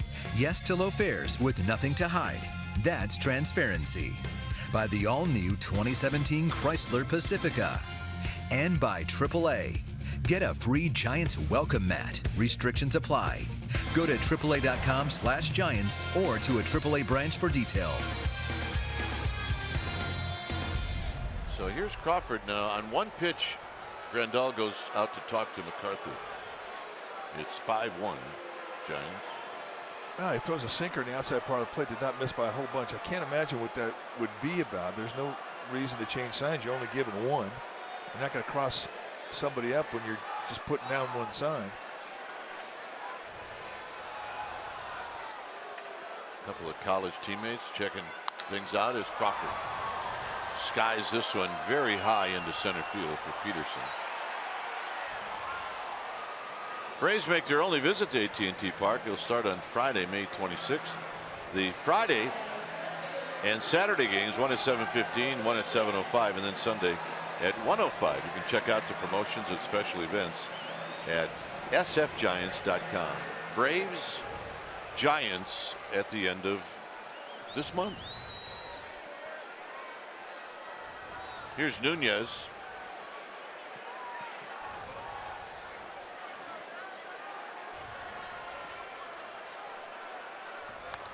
Ooh. Nunez takes a healthy rip, and it's no balls and one strike. Hanger. McCarthy got away with one there. I know you want to get into the strike zone on a first pitch, but you never want to hang it at the belt, especially the guy who's got some pop in his back. All back, nothing in two.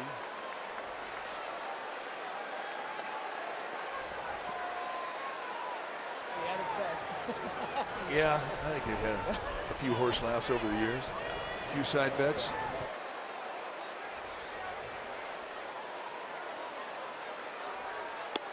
Got him. So a little cutter at 91 just off the plate away. That's the 5th strikeout for McCarthy tonight. 4 of his 5 strikeouts have been called strike 3. And that's a pitcher strike. It's not a strike. No.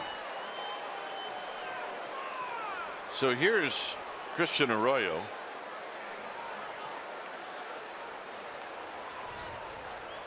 Arroyo with a sacrifice fly. Really more of a line drive to right in the 4th. In double digits in RBIs with 10.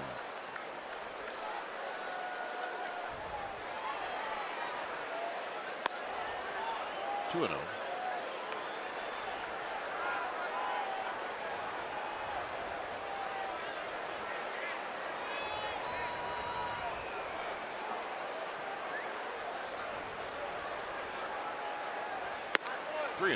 Been pretty consistent here the last couple series where everybody in the league's trying to figure out Arroyo. And the consistency they've had in going after him has been away, away, away, away, and more away.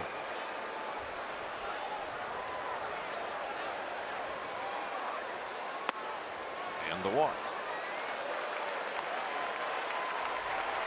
And if you're Arroyo, you know what? Take your walks. Take your walk. I think what he's eventually going to have to do is get up on the plate a little bit. Yeah. Better your odds of being able to reach that outside corner with a little bit on it. Here's Mac Williamson. Williamson got the first hit of the game for the Giants. Sharp ground ball to right field.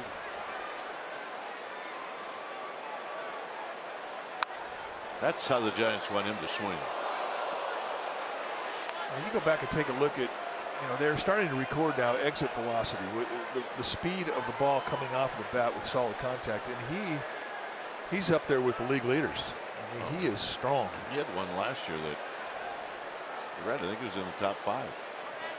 Hit a ball in Arizona. And I think it was an out. I think it was a line drive that was right at the left fielder. Some activity now. Grant Dayton, the left-hander for the Dodgers, one of 2 that they have in their bullpen, heading down to start getting heated up.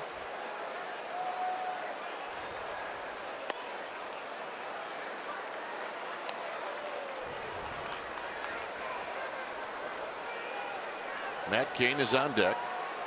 94 pitches for McCarthy.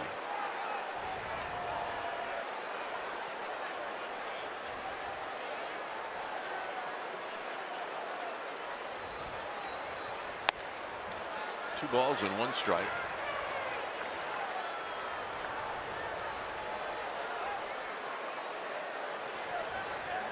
I mean, a game like this, you've got a 4-run lead. Here's where you hope a guy with power runs into one. Yeah, let it fly.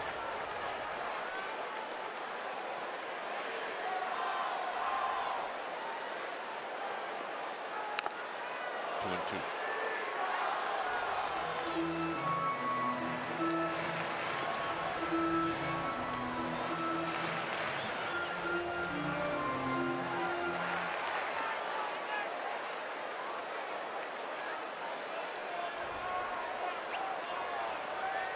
Two balls and 2 strikes. Check the run.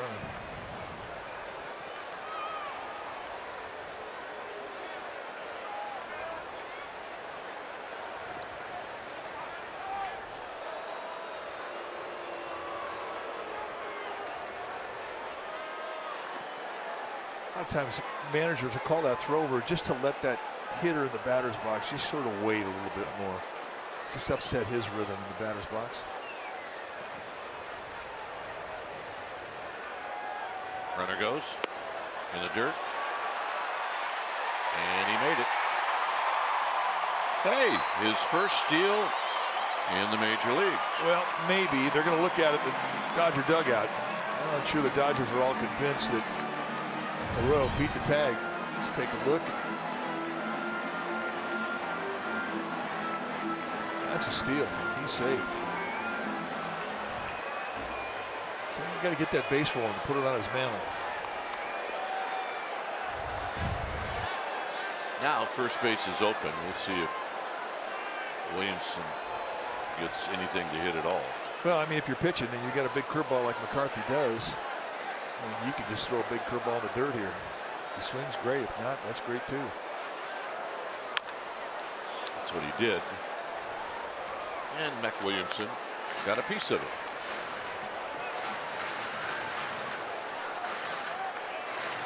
Here's where it's just a tough thing being an 8th place hitter in the National League with a pitcher hitting behind you. You just can run in a scoring position and open first base. You're just not going to see anything in the strike zone. If you do, it's a mistake. Runner goes, swinging a drive to right and a base hit. And Arroyo scores. So it all went sideways for Brandon McCarthy. Yeah, and that's one he's going to get asked about by his manager, because this is just a mental mistake. You've got a 3-2 count, the pitcher on deck. Nobody's warming up in the Giants bullpen. You got an open base, you got to use it. And here he goes right down the middle of the strike zone. And for the second time tonight, Mac Williamson goes the opposite way in a base hit, and he gets himself an RBI. So here's Cain. Cain rolls it foul, and it's 0-1. And that happens, the manager will turn around and look right at the pitching coach in the dugout. You know, he won't often say anything, but he'll give him some severe stank eye.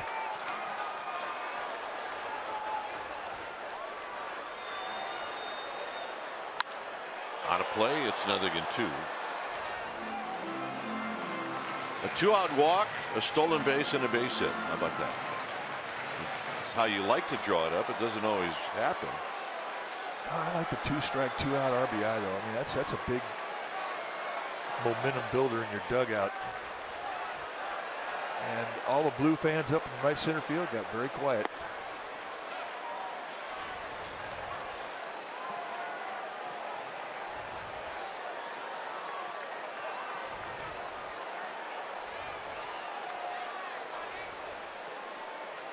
Fun 1-2 to King.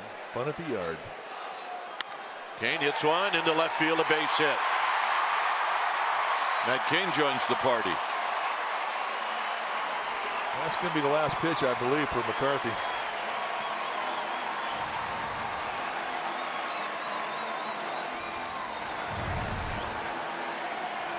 It's a little lazy breaking ball that just sort of lays out at the bottom of the strike zone. And Kane, I'm not sure if both feet were on the ground.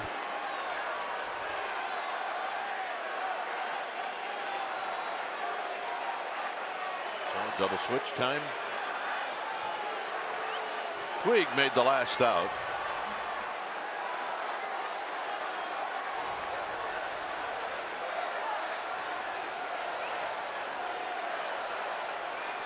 So when it's time for a change thing speedy, oil change and auto service, your oil change tune-up and smog experts. We'll be back.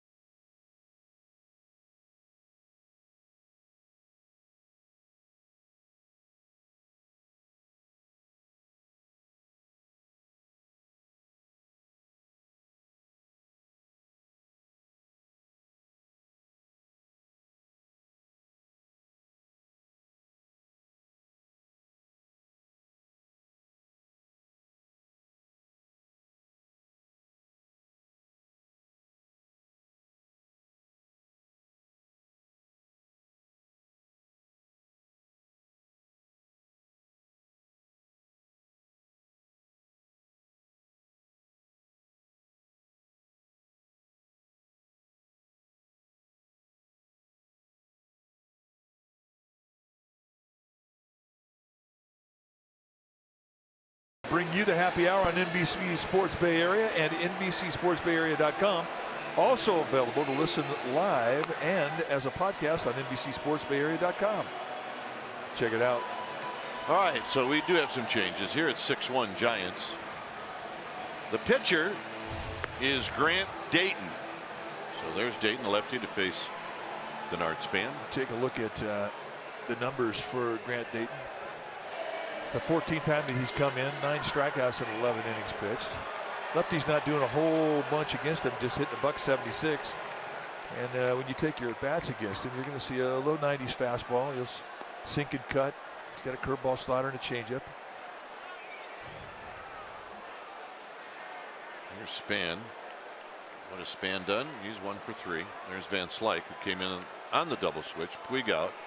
Van Slyke into right field. And the pitch to Span, and Span takes low. 1 ball and no strikes.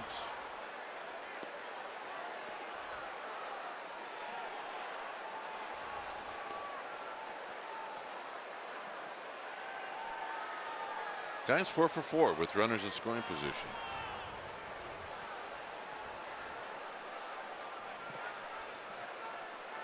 Well, here's another opportunity. Hit out into left center field. It's going to hang up. And that'll end the inning. Mac Williamson, his 2nd hit of the year. And it comes here in the 6th. And it knocks in a run. 7th inning coming up, 6-1 Giants.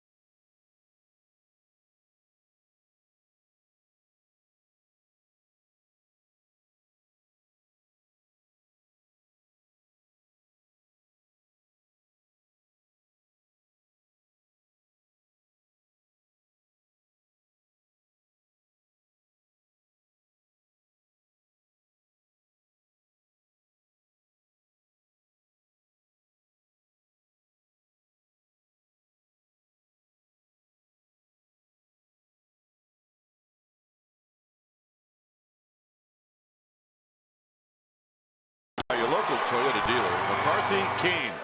Those are your two starters. McCarthy out, Kane still in. Big inning for the Giants came in the fourth when they scored 4 times on 4 straight hits in that 4th inning. A solo run in the 3rd and then a run in the 6th on the Mac Williamson base hit. It is 6-1 Giants.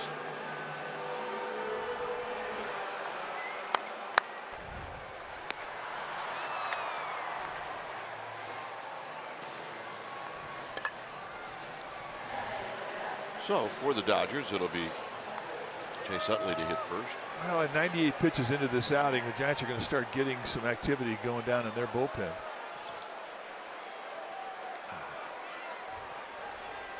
Ryan Morris heading down with Mark Gardner. Start heating up.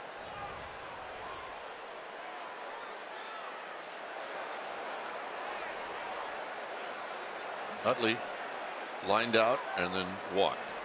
So he's 0 for 1. Got 4 lifetime home runs off of Matt Cain.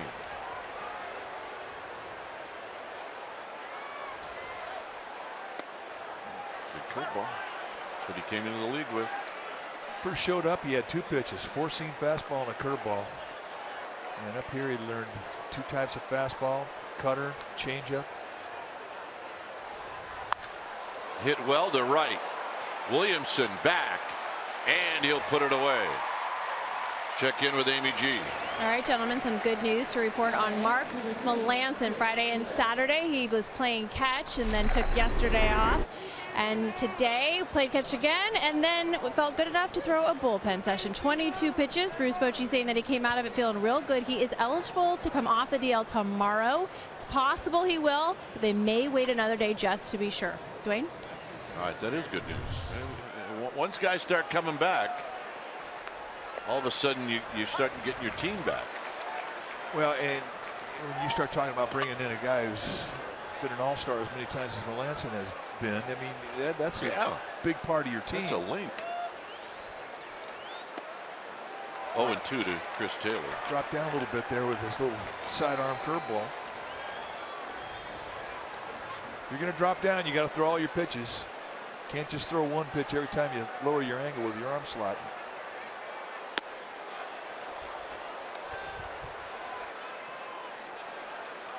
I learned that lesson the hard way. Yeah. That's how you learn, though. Fastball 2-2. So he lowered his arm angle there. This time he comes with a fastball, a little side sling.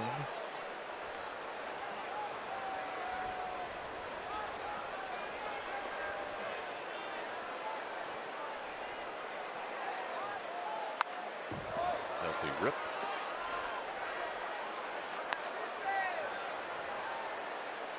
The lowest average fastball velocity in the big leagues this year, Jared Weaver lowest, and then Bronson Arroyo, Kyle Hendricks, Bartolo Colon, and then Kane. I mean, almost at 90. I can't really still believe that's a lower than average fastball.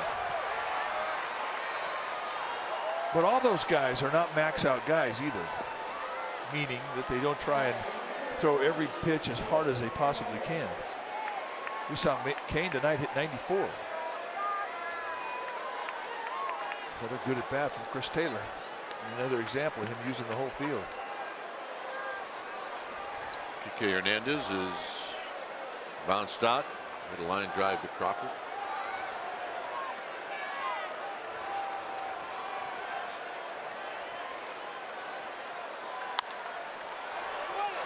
This will be a long run for Mac Williamson and for Brandon Belt and for Joe Panik, and that's in the twilight zone. I think the ball dude had the best chance to get that one. Well, he tried to do it between his legs, so that doesn't count. We have voted him off the island. Toby Peckner, seriously, if you're going to do that, you got to make the play, Meat. Yeah, it's like missing a dunk if you're 7 foot. Come on. There's no excuse for that. So Josh Osich joining Brian Morris now. I've decided that that's so complicated to say sometimes that you can only just say his last name. It's an accident waiting to happen. It is. Breaking ball, it's 1 ball and 1 strike. I mean, you could be talking really fast, and then all of a sudden you get to Josh Osich. You've got to slow it down. Otherwise, you're going to get fined.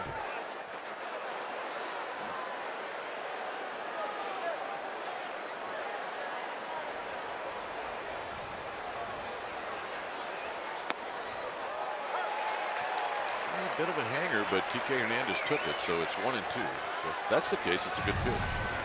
Any pitch you get a strike with, and that's a generous strike, or any pitch you get an out with, it's a great pitch. That's the best hanging curveball on the inside corner I've seen in a while.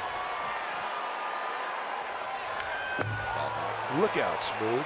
High fastball. Van Slyke is on deck. We're in the 7th. Here it comes. All right, coming at you. Get your glove on.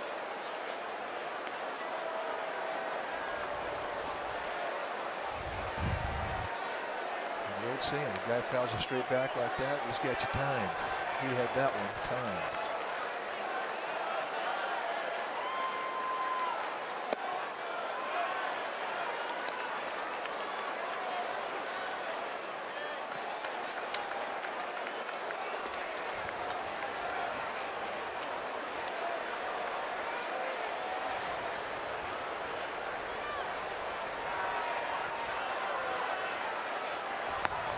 Got him with a big curveball.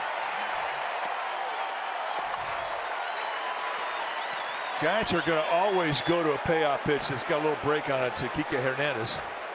And that's going to be the last pitch that Kane throws. And what a nice night he had on the hill. It's going to be fun listening to the ovation that he's going to get. And people here are already standing. And with the history of this guy in this city, in this franchise, this is great. When it's time for a change, think Speedy Oil Change and Auto Service. Your oil change tune-up and smog experts. The Horse.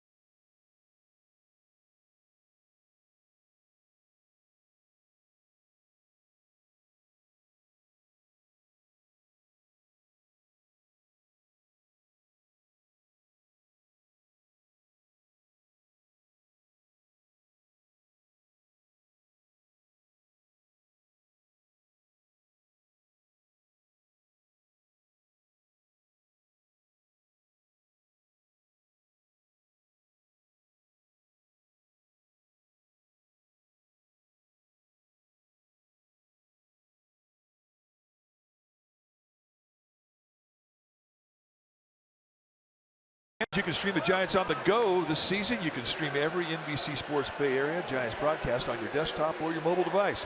Giants games streamed on the go on the NBC Sports app. 6 2/3 strong from Matt Cain. 8 base runners allowed. Just 1 earned run. He is responsible for the runner at first base. And he had 5 strikeouts against 3 walks. The new pitcher, Brian Morris, 6th time that he has come in. Morris, ERA a bit inflated because of 1 bad outing, but he's throwing the ball well. He did. He threw great in that 17-inning game. Here's a called strike. The Horse. He's been fun to watch. Well, he's having a ball. I mean, times when he was hurt and he had to sit back and couldn't go out there and perform. I mean, it gnaws on you, especially when you've been a big contributor over the years as he has been. Van Slyke is going to have a loud foul down the left field line. Look out, popcorn guy. Don't hurt that guy. As far as I'm concerned, he's the franchise. All right, how close was it? Oh, close. Easy. Stay on your feet. Yeah. Never stop selling. Yep. Salesman of the year.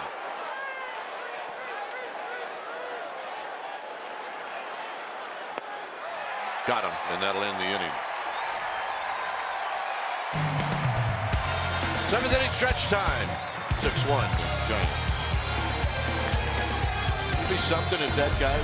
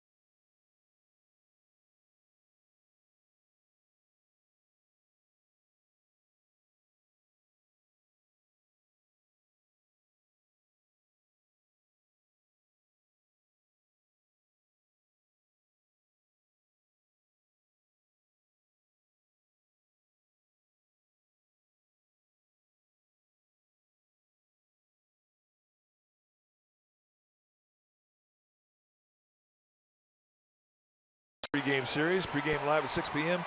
First pitch a little after 7 o'clock. You'll see it right here on NBC Sports Bay Area.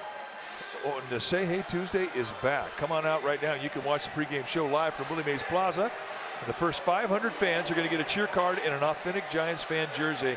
And the giveaway start at 5 p.m. So what do you think? Yeah, pretty good.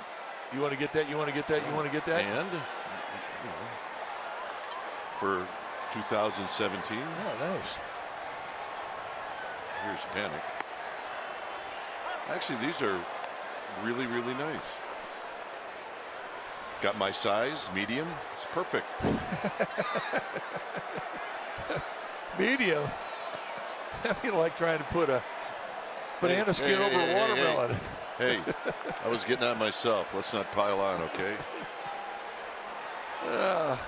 1 ball and 1 strike. Yeah. A wet suit on a Volkswagen.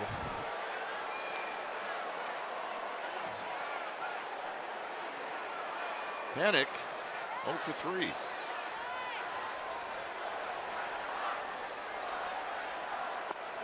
Two balls and a strike. Grant Dayton. Think he might be out there for a while.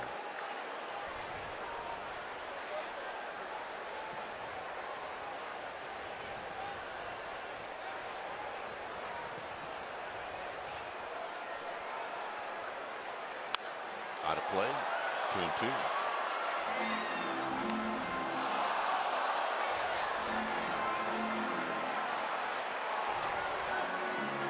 Belt and then Posey. Well, maybe not. Here's Hatcher. Chris Hatcher going to head down and start getting loose. One thing that managers will try and do here at AT&T, they try to give their bullpen guys a little more time because it is cool.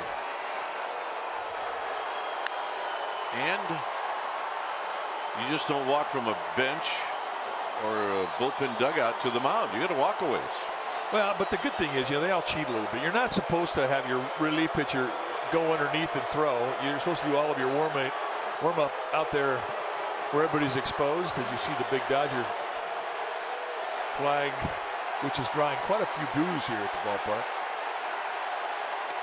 Would have a much better effect if the score was reversed. Well, It's getting everybody fired up. This Monday night, all of a sudden, feels like a Friday night.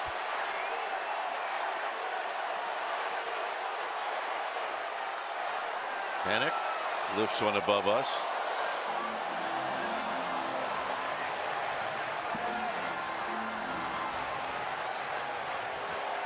Oh, I mean, somebody had to make that thing. Yeah. And it's exact to the dimensions of where they're sitting. That group effort.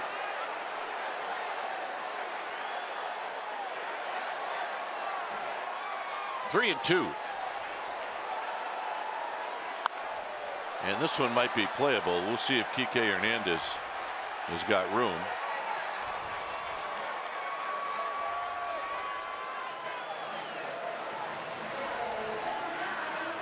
So here's Belt.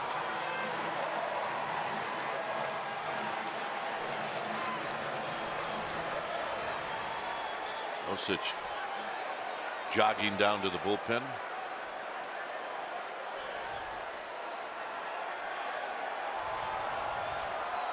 So here's Belt. Belt is 1 for 3.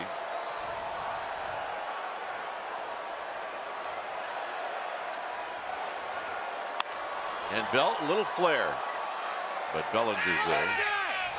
2 outs. And here's Buster Posey.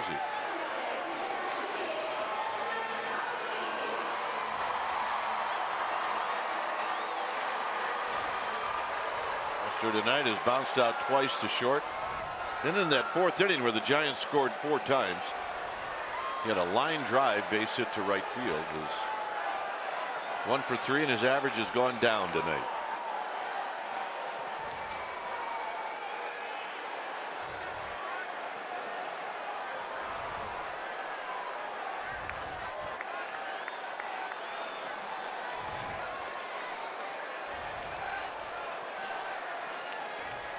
Breaking ball for a strike.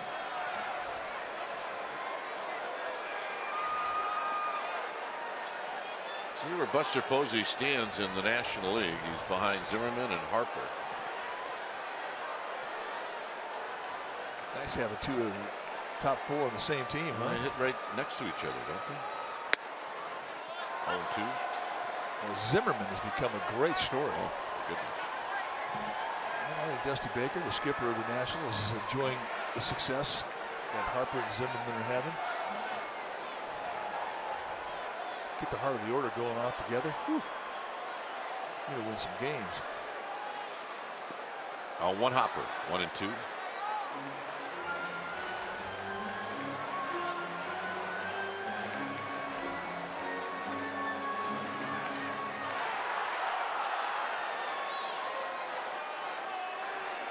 Addison Bumgarner getting a little bit healthier every day. Finding it very hard to be patient. Come back from his injury.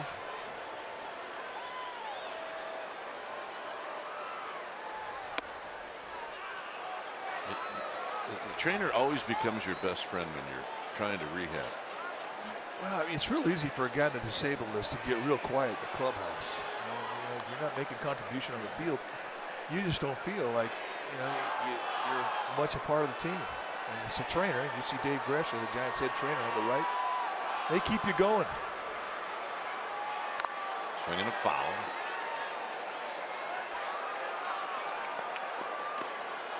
And they do become your best friend.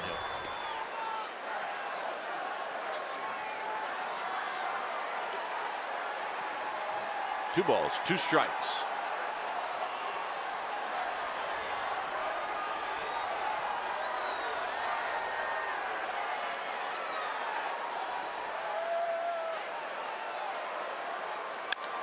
Buster hits a high fly ball to left.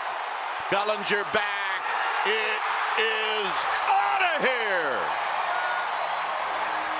And he's got another one, and it's now 7-1.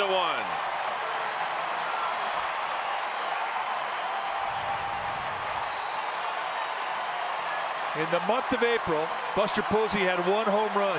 At the end of the month, he said to me, I need to do more. And he has done that. That's 6 now in the month of May. And this is really a fastball with some cut on it. right above the hands, middle in, and Posey just flipped it right over the wall. I don't think the wind helped it at all. As a matter of fact, I think it hurt it. So here's Crawford. And Crawford takes it down low.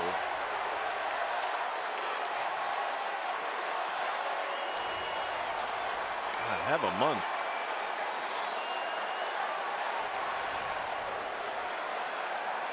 Well, the good ones are going to get their numbers. It's just a matter of when.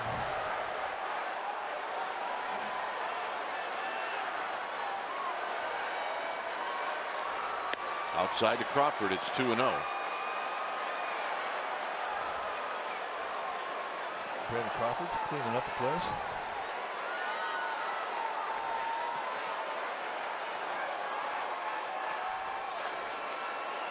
Hey, break that flag out again.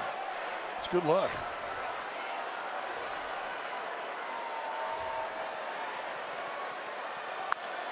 Crawford pops it back and out of play.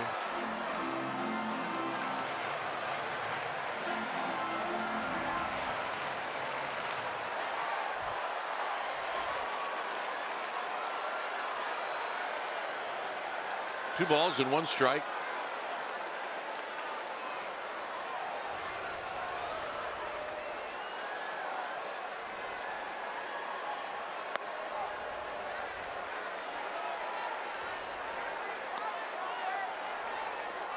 Nunez is waiting on deck. This will be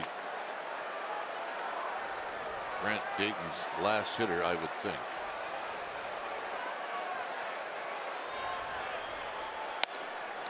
And the walk, and we'll find out.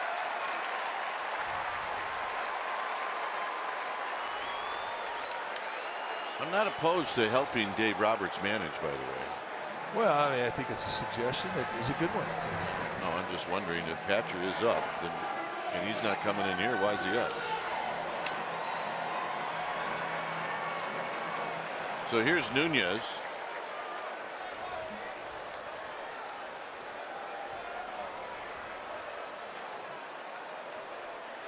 Nunez is 1 for 3.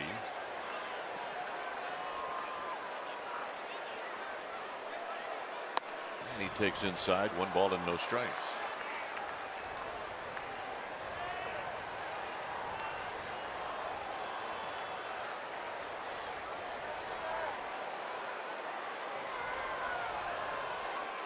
Osich getting loose.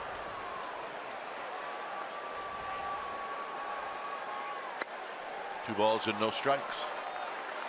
Time for a meeting.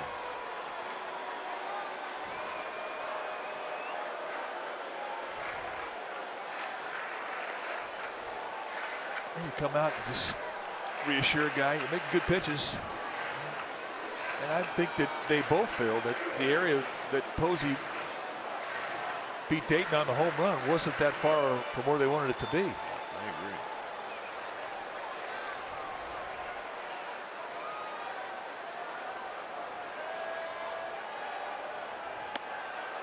Three and 0.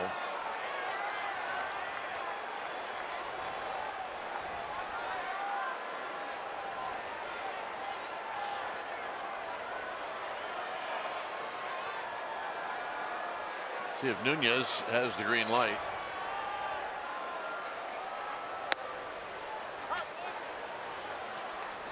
And maybe he wish he had. Yeah, but the green light in a 7-1 game, that may tick a few people off.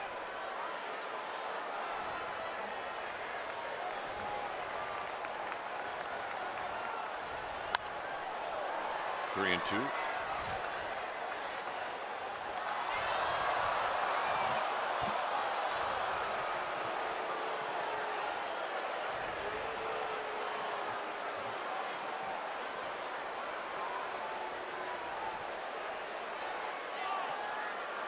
Three and 2. Now Crawford can take off.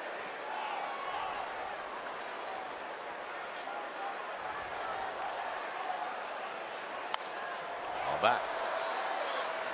Yeah, he put some juice on that swing. Now Nunez, who's got power, doesn't have a home run this year, so I think he'd probably like to get one in that column. Well, yeah, when you consider last year he had 16. 12 in Minnesota, 4 after he joined the Giants. And Minnesota is not an easy ballpark to hit home runs on. So he's got power.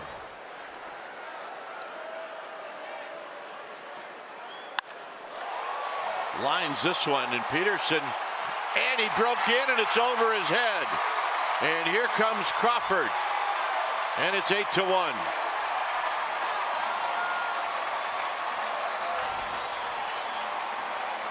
And here comes Dave Roberts.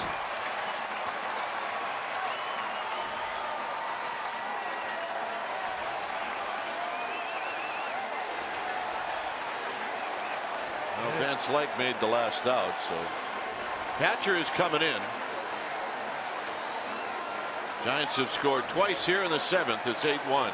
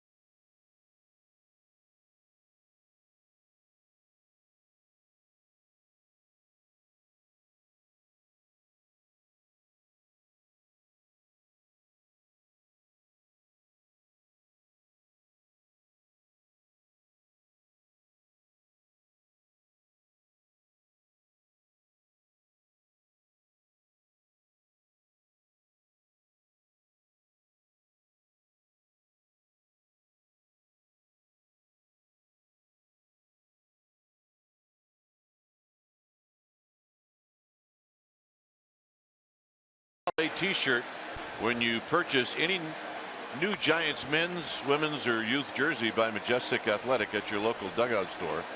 Now this offer is valid through Wednesday, May 17th. Visit your local dugout store for more information. Again, that's a free Beat LA t-shirt with your purchase of a Majestic jersey. 8-1. Chris Hatcher is the new pitcher. Take a look at what he has done in 12 games. 0-1 with a 3.79 ERA. And look at the strikeouts, 23 against 4 walks in 19 innings. He's got good stuff. You're going to see mid to high 90s with a fastball. He'll cut the ball. Got a slider and a split.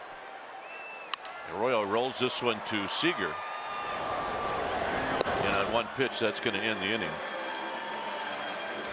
Buster Posey hits his 7th. And it's bye-bye, baby. 8-1 Giants.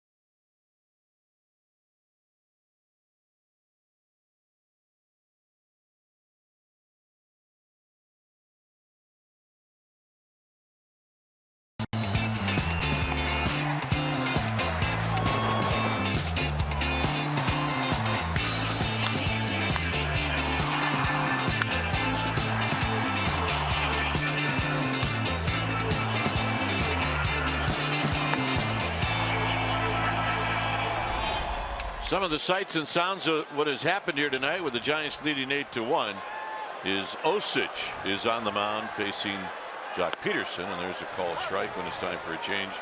Think Speedy, oil change and auto service, your oil change tune-up and smog experts. The numbers for Josh Osich as he comes into his 7th game.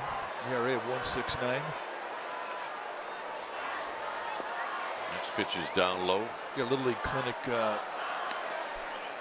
on Sunday morning, and Nick Hundley, the Giants catcher, was out there, one of our guests, and one of the questions is who's got the best stuff on the Giants staff, and he thought that would be Josh Osich, because you get velocity in high 90 territory, mid to high 90s with sink and cut like he has, and 2 types of breaking ball.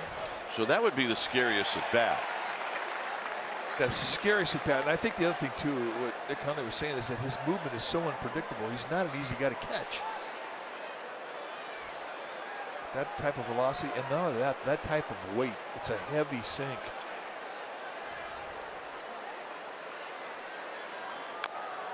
Plus, you just don't know when one might get away. Well, if he's tough to catch, he's tough to hit off of. And he does have an effective wildness about him. Tomlinson's at third. Marquis Hernandez goes out to left.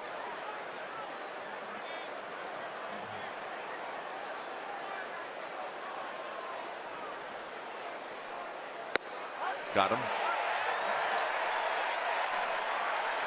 That was our 96-mile-an-hour fastball. It's our fast pitch brought to you by Xfinity, the fastest Wi-Fi at home and on the go. And this just zips right through the inside corner at 96. Haas liked it. There's yep. Remember the show Bonanza? Do I? Oh, of course. Never missed it. That's our age group. Sunday nights, hoping we didn't have to go to church. Bonanza. Haas Cartwright. Yeah, he was my favorite guy too.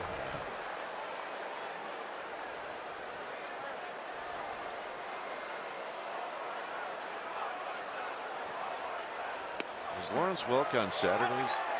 Well, that was avoided at all costs for me. Well, that was one where I got an upset stomach. I need to go to the bathroom. Yeah, my parents put that on, and I was gone. I'll go do the dishes. Tapped foul. Nothing in 2. Nice guy, really. Super guy. But. And you know, even when the Lennon sisters came on, I'm good. I'd hang in there for the Lennon sisters. We've totally lost about 3/4 of our audience. A bit outside, 1-2. Haas, baby. Yeah. That's a lot of Take attitude. that as a compliment, big fella.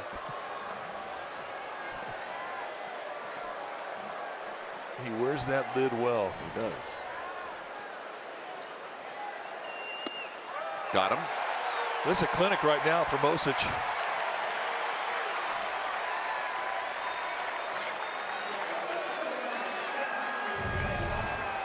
High velocity right now. I mean, he is painting corners. 96 them on the outside corner with cut. You know, and it just whets your appetite if he can gain that consistency with his command like you're seeing tonight. And he's worked his tail off to take out mechanics, get more compact. Span. Side retired. 2 strikeouts and a fly ball. A nice inning for Osich. And now we'll head to the bottom of the 8th. Big fella. Haas.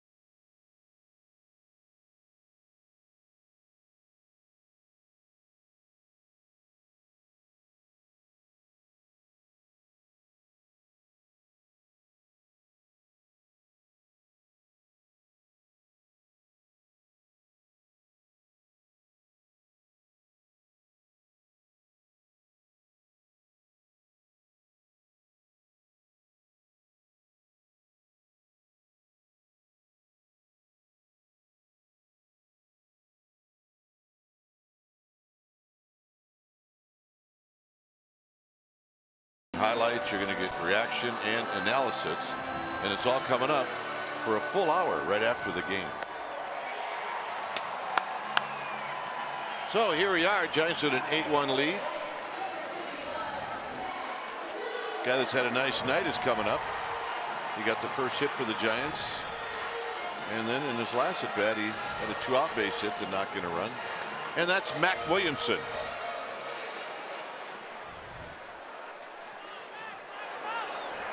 Two hits, both to right field.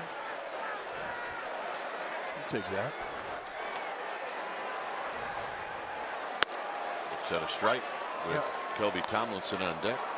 I've always liked it when you talk to a professional player and you ask him, how are you seeing it if he's a hitter? How are you throwing it if you're a pitcher? And they'll tell you. And they'll be absolutely honest. They're not going to try and snowball you. If they're seeing it good, they're going to say, I'm seeing it well. If they're not, they'll tell you, yeah, I'm pulling off. I'm working on it. And today before the game, Mac Williamson said, I'm seeing it well. Except Hatcher, 1 out. Here's Tomlinson.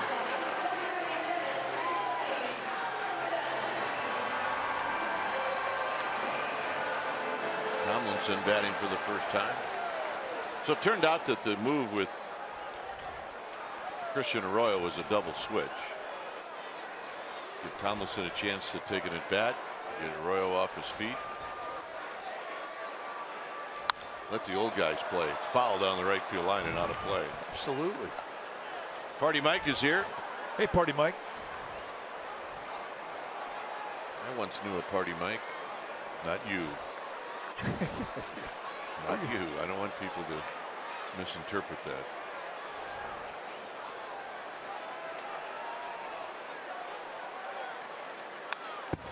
Oh, and 2. Well, I'm only worried about one person misinterpreting that. Let's square that up. And a few team parties. Perfectly normal. A few choir practices.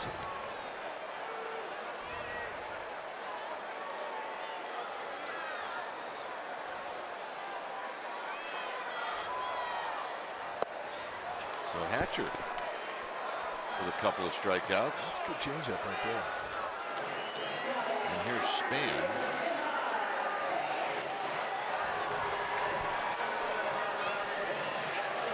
Span had a big hit in the 3rd inning. Giants were trailing 1-0, and Span blooped one into left and knocked in Williamson.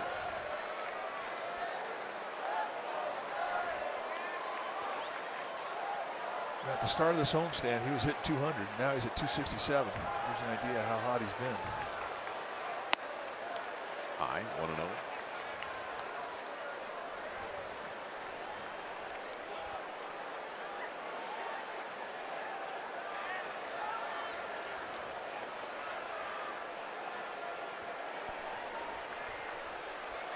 Foul back.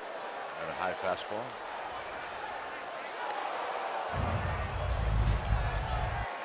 This is the RBI you're talking about. With a 2-strike flare that he throws out to short left field. Now, Seager, Dodger shortstop, is playing right where he is now, right almost behind second base. So he had to go a long way, couldn't get to it. And that was a big hit. This is going to be out of play, so it's 1-2.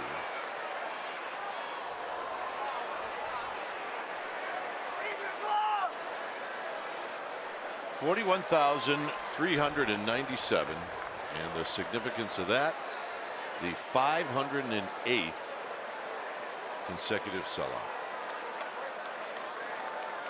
I think it should be noted every game. I agree. Just remarkable support from our fans here in the Bay Area. Hatcher strikes out the side as he finishes strong. Now we'll go to the 9th, and it's 8-1 Giants.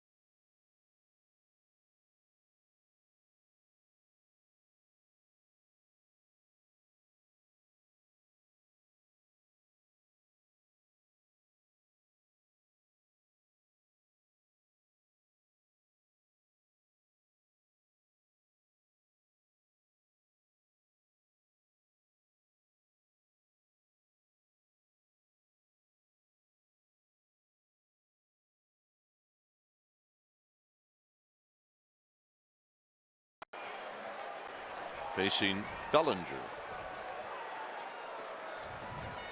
And the pitch at the knees, and it's 0-1.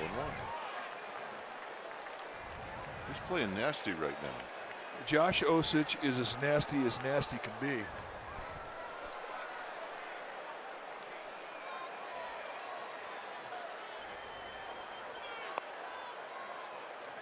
Mixes in a breaking ball.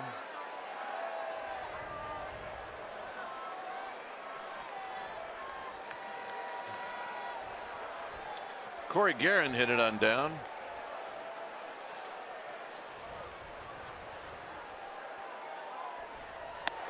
Up high, 2 balls and 1 strike.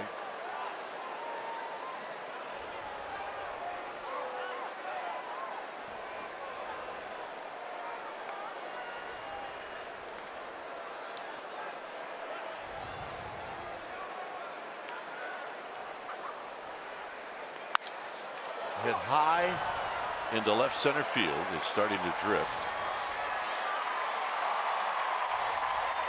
Bellinger 0 for 4.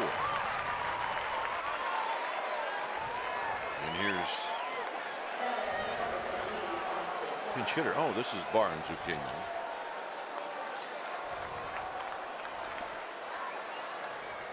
So Austin Barnes is going to hit. You see Austin Barnes behind the dish.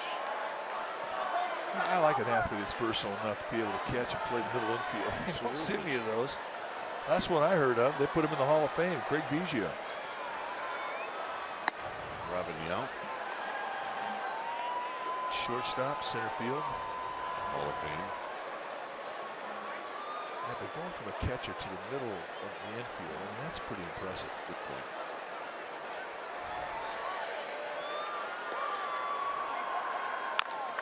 I mean, for Biggio, going from catcher to center field. Yeah, I mean, he changed positions twice. He did, and he changed it to allow Jeff Kent to play.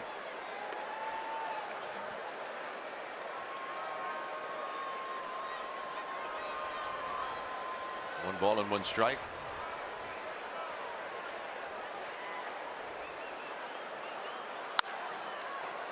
One and 2. Barnes a little tardy. We have a winner. Utley's on deck.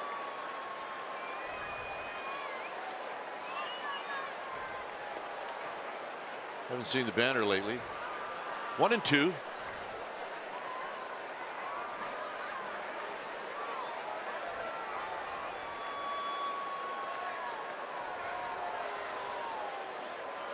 Barnes steps out.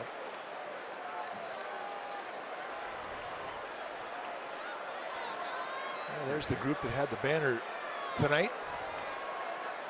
Much quieter now than they were in the first inning. But hey. And this is a fist job into center field. So Utley's going to hit.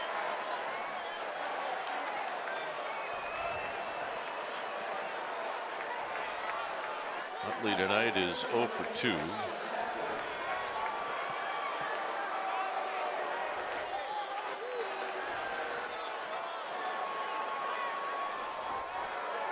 Utley got off to an absolute miserable start. He had like a 1 for 34 going.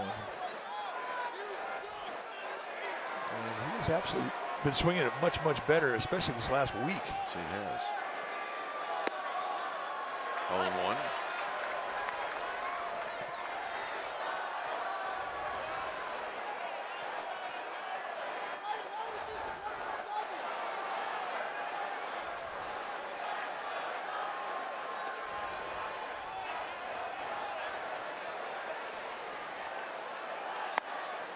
Backs him off the plate. 1 ball and 1 strike. Tomorrow night it'll be Ty Blach. Not sure who the Dodgers are going to throw. There's some reports that it could be Rich Hill. Well, if that's the case, a couple lefties going at each other. Ty Blach coming off a very solid start against Cincinnati his last outing. 2 balls and a strike.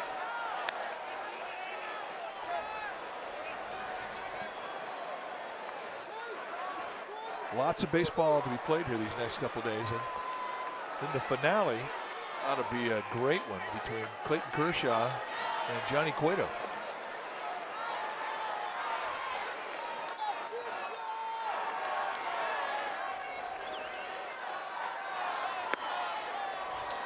Figure with Bumgarner healthy, then it would either be Cueto or Bumgarner against Kershaw.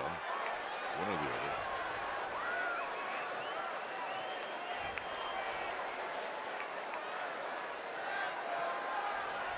Couple guys on the DL right there. Hunter Pence, Madison Bumgarner.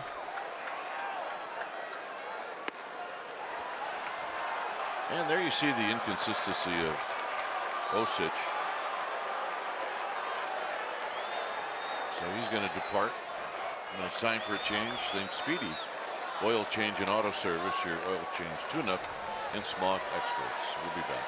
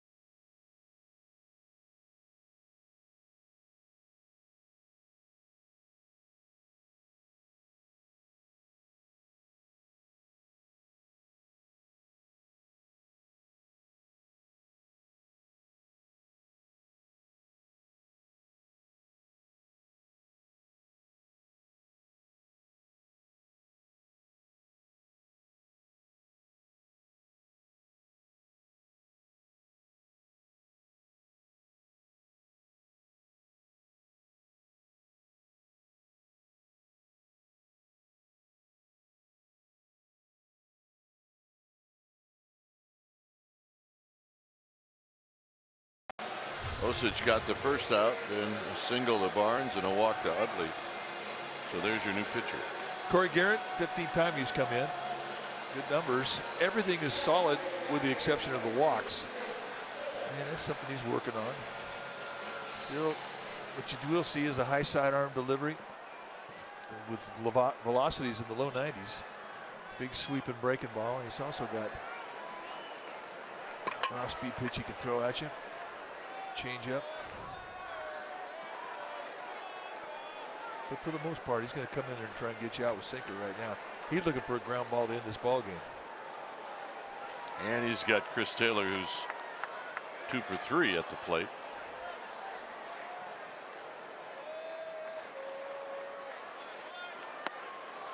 And that first pitch runs inside for a ball, 1-0.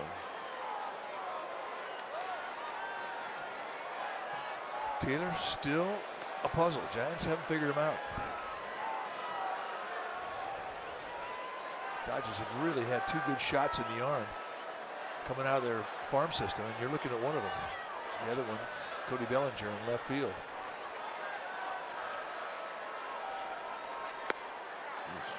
Good strike. And that's where Corey Garrett wants to be. He wants to be around the knees. That's where the ground balls are.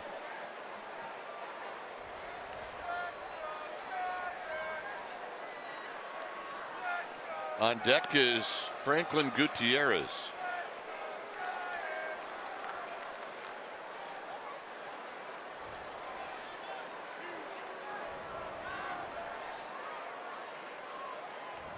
Low.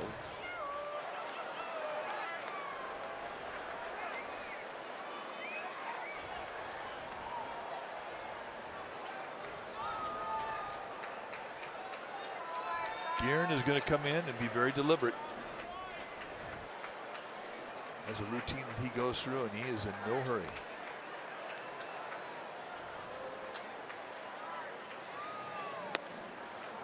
And right now he needs to throw a strike.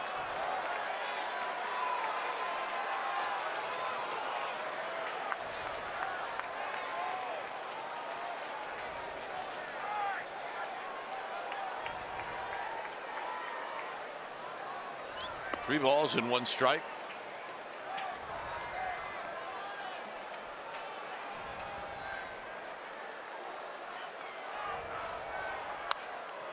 Three and 2.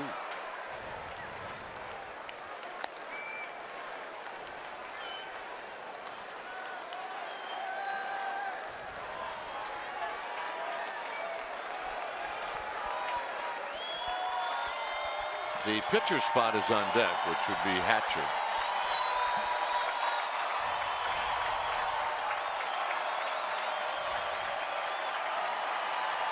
Oh yeah, Haas getting a little, Come on, Haas. little itchy over there.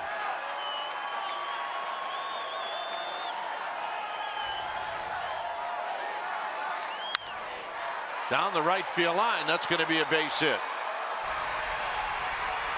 It's going to score 1 as the ball gets away, but Tomlinson tracks it down.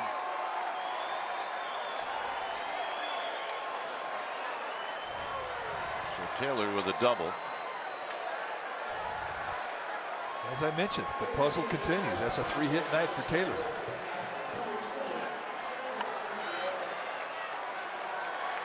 Gutierrez.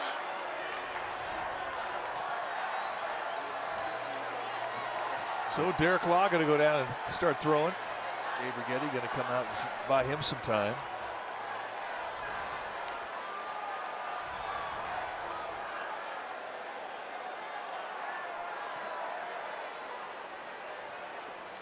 Righetti just going to kill a little time, make plate umpire Mike Winters come out there and run him off the mound. And Winters, as he starts out, that's the end of the meeting.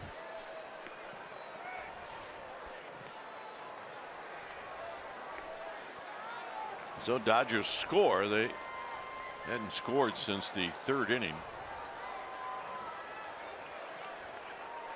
So Giants obviously will play the infield back as Derek Law gets loose.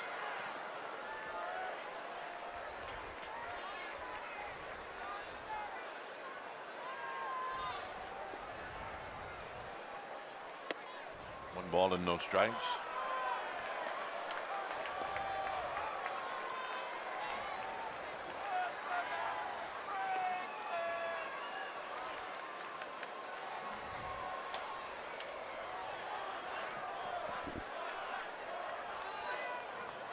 Second and third with 1 out. And they get help from Gutierrez to even the count. Yeah, those are strikes that really upset you. Sitting at a count 1-0 and you're thinking, all right, you know, I could do some damage here. And all of a sudden the guy throws you a big frisbee and you swing and miss it by about 3, well, maybe a yard. Yep.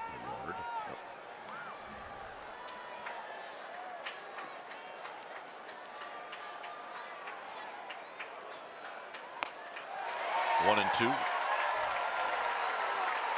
Backup slider and a good one.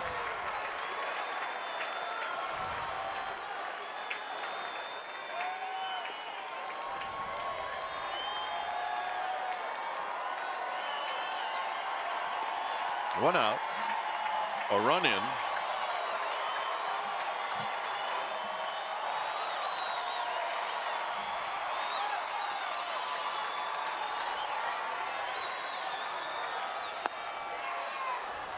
Two and 2.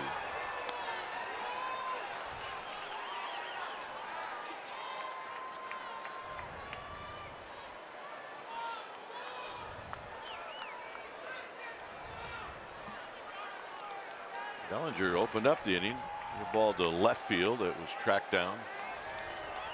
Single walk double.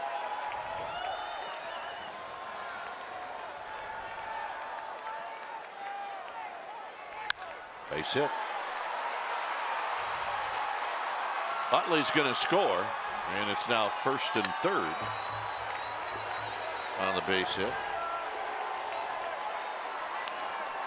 Well, Bruce Bochy wants to know if Derek Law's ready to go, and here he comes.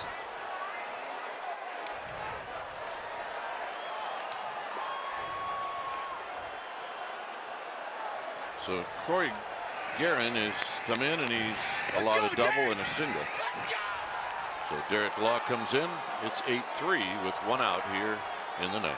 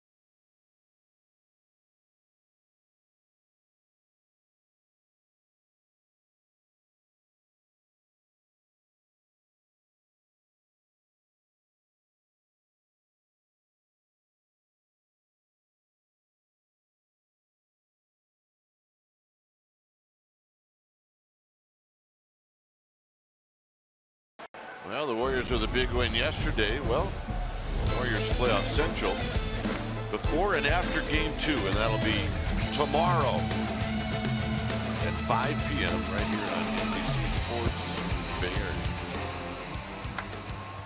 So Derek Law to face Van Slyke. And the first pitch is down low, 1 ball and no strikes. 20th time that Derek Law has come into a game for Bruce Bochy. With Law, you get mid-90s fastballs, you get curveball, slider, changeup. Started throwing that changeup a little bit more. 2-0. The one thing that is frustrating about what the Giants are doing right now, they're coming out of the bullpen and they're not throwing strikes. Immediately creating hitters counts, 1-0, 2-0. You have a 5-run lead, and you need to attack the zone. That's going to go to the backstop, and it's now 8-4.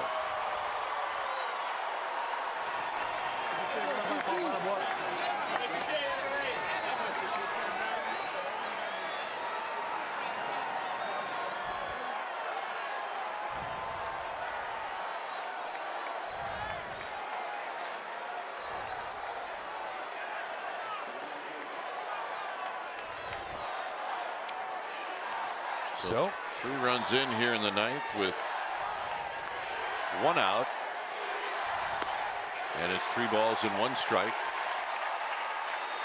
Can't really play around. You're really close to getting the tying run coming up to home plate. Stephen Okert got the ultimate red alert. He was sprinting down the Giants bullpen. This is popped up. And Gorky Hernandez will put it away. 2 outs.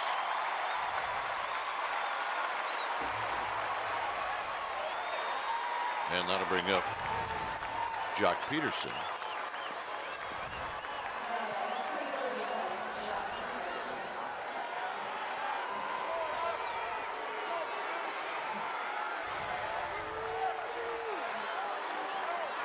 Peterson double in the first inning.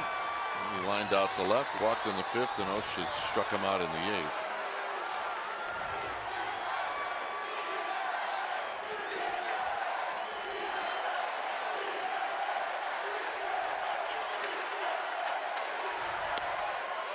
No balls and 1 strike. Attack the zone, get ahead, 0-1.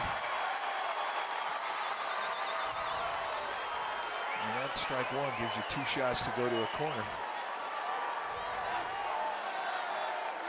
In Derek Law's mind, the runner at second base does not exist.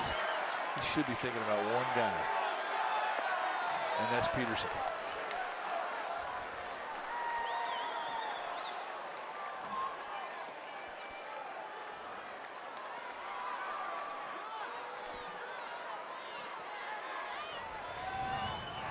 the hopeful. Kane, Morris, Osich, Guerin, Law.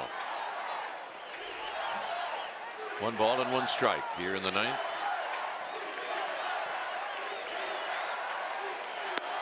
One and 2. Good breaking pitch. You take out strike 2.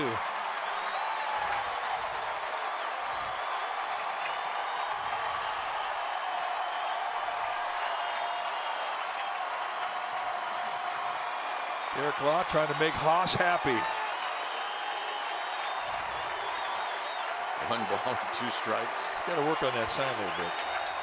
A little directional issues. 1 and 2.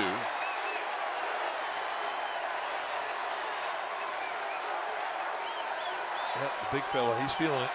Any shocker that both seats are empty next to him? Well, he needs a little room. 1 and 2.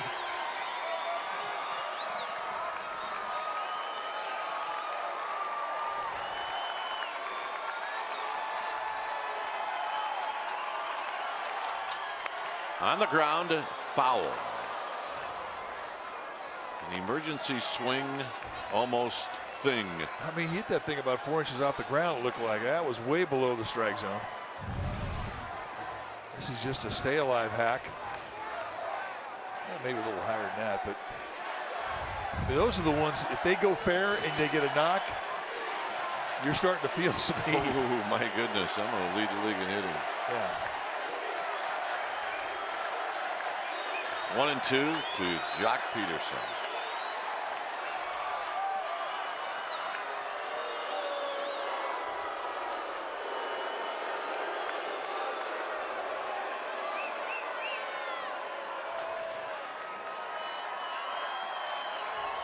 Gutierrez at second.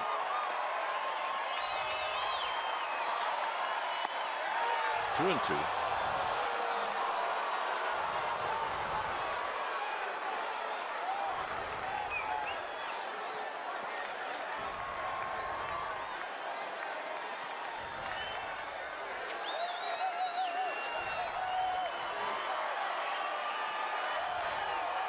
Law at the belt. Foul back. It stays at 2 and 2. So that pitch he was on. He was on 94. And the way that he was on it, I'd be surprised if Posey calls another fastball. At least if he does, I don't think he's going to want it in the strike zone. I think he's going to want to hook him right here.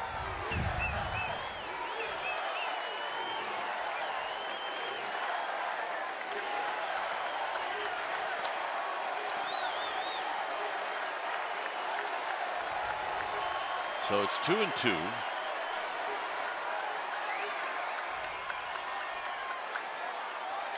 And that's the ball game. Fastball right through him, came right back on another challenge, and this one he wins. Well, it wasn't pretty at the end, but the bottom line is the Giants have won their 4th straight. And they do it behind Matt Cain, who now goes to 3 and 1.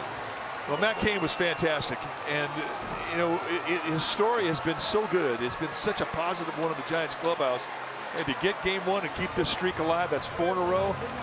He's got to feel pretty good about himself. Here's Bochy. Will go out, shake hands. Giants will get back in that clubhouse and then get after the Dodgers again tomorrow night. But in this one, in game 1, the Giants win by a final of 8-4. Stay tuned. Esurance Giants postgame live starts right now.